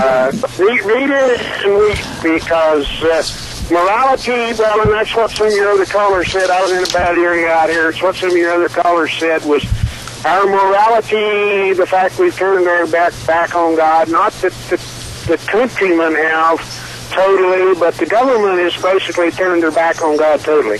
I'll throw one at you real quick before you go, caller. Don't go away. Listen to me. Also, here's one that's happening right here in this country with the dissension over immigration, the dissension over what's going on internally. Matthew 12, verse 25. Any kingdom divided by civil war is doomed. Absolutely. That's a good one. I was thinking about that one coming out. All right, sir. Proverbs tells us what God will do. It says if my people will, and this is paraphrasing, if my people will look to me, I will look after them. If they don't look to me, hang on. Amen. It's basically what it says. And anyway, encourage people to read it. All right, sir. Proverbs 1:22 through the end of the chapter, and read and weep. That's the way I feel about it. I agree with you, and thank you for your input this morning. We appreciate it. Thank you very much. Thank you very much. You bet. Bye. God bless. Tomorrow on the program, we're going to really have some interesting folks on here. I've got my old buddy, Doug Johnson, calling in from Colorado. And then there's a great big benefit calf roping going on. And we're going to have Timmy Likely from Jerome talking about that. They have got some of the nation's best top calf ropers in all of rodeo coming into this area for a benefit. And then, of course, at 10:06, it's going to be the Idaho Fish and Game Report. So don't forget, we've got a whole plate full of stuff tomorrow right here on Zeb at the Ranch. Tune in, 8:06. We're going to be here, right here on KBAR 1230, and then streaming live on the Internet all over the world at ZebBell.com. The way things were, the way things ought to be. We'll see you tomorrow morning. Have a good one.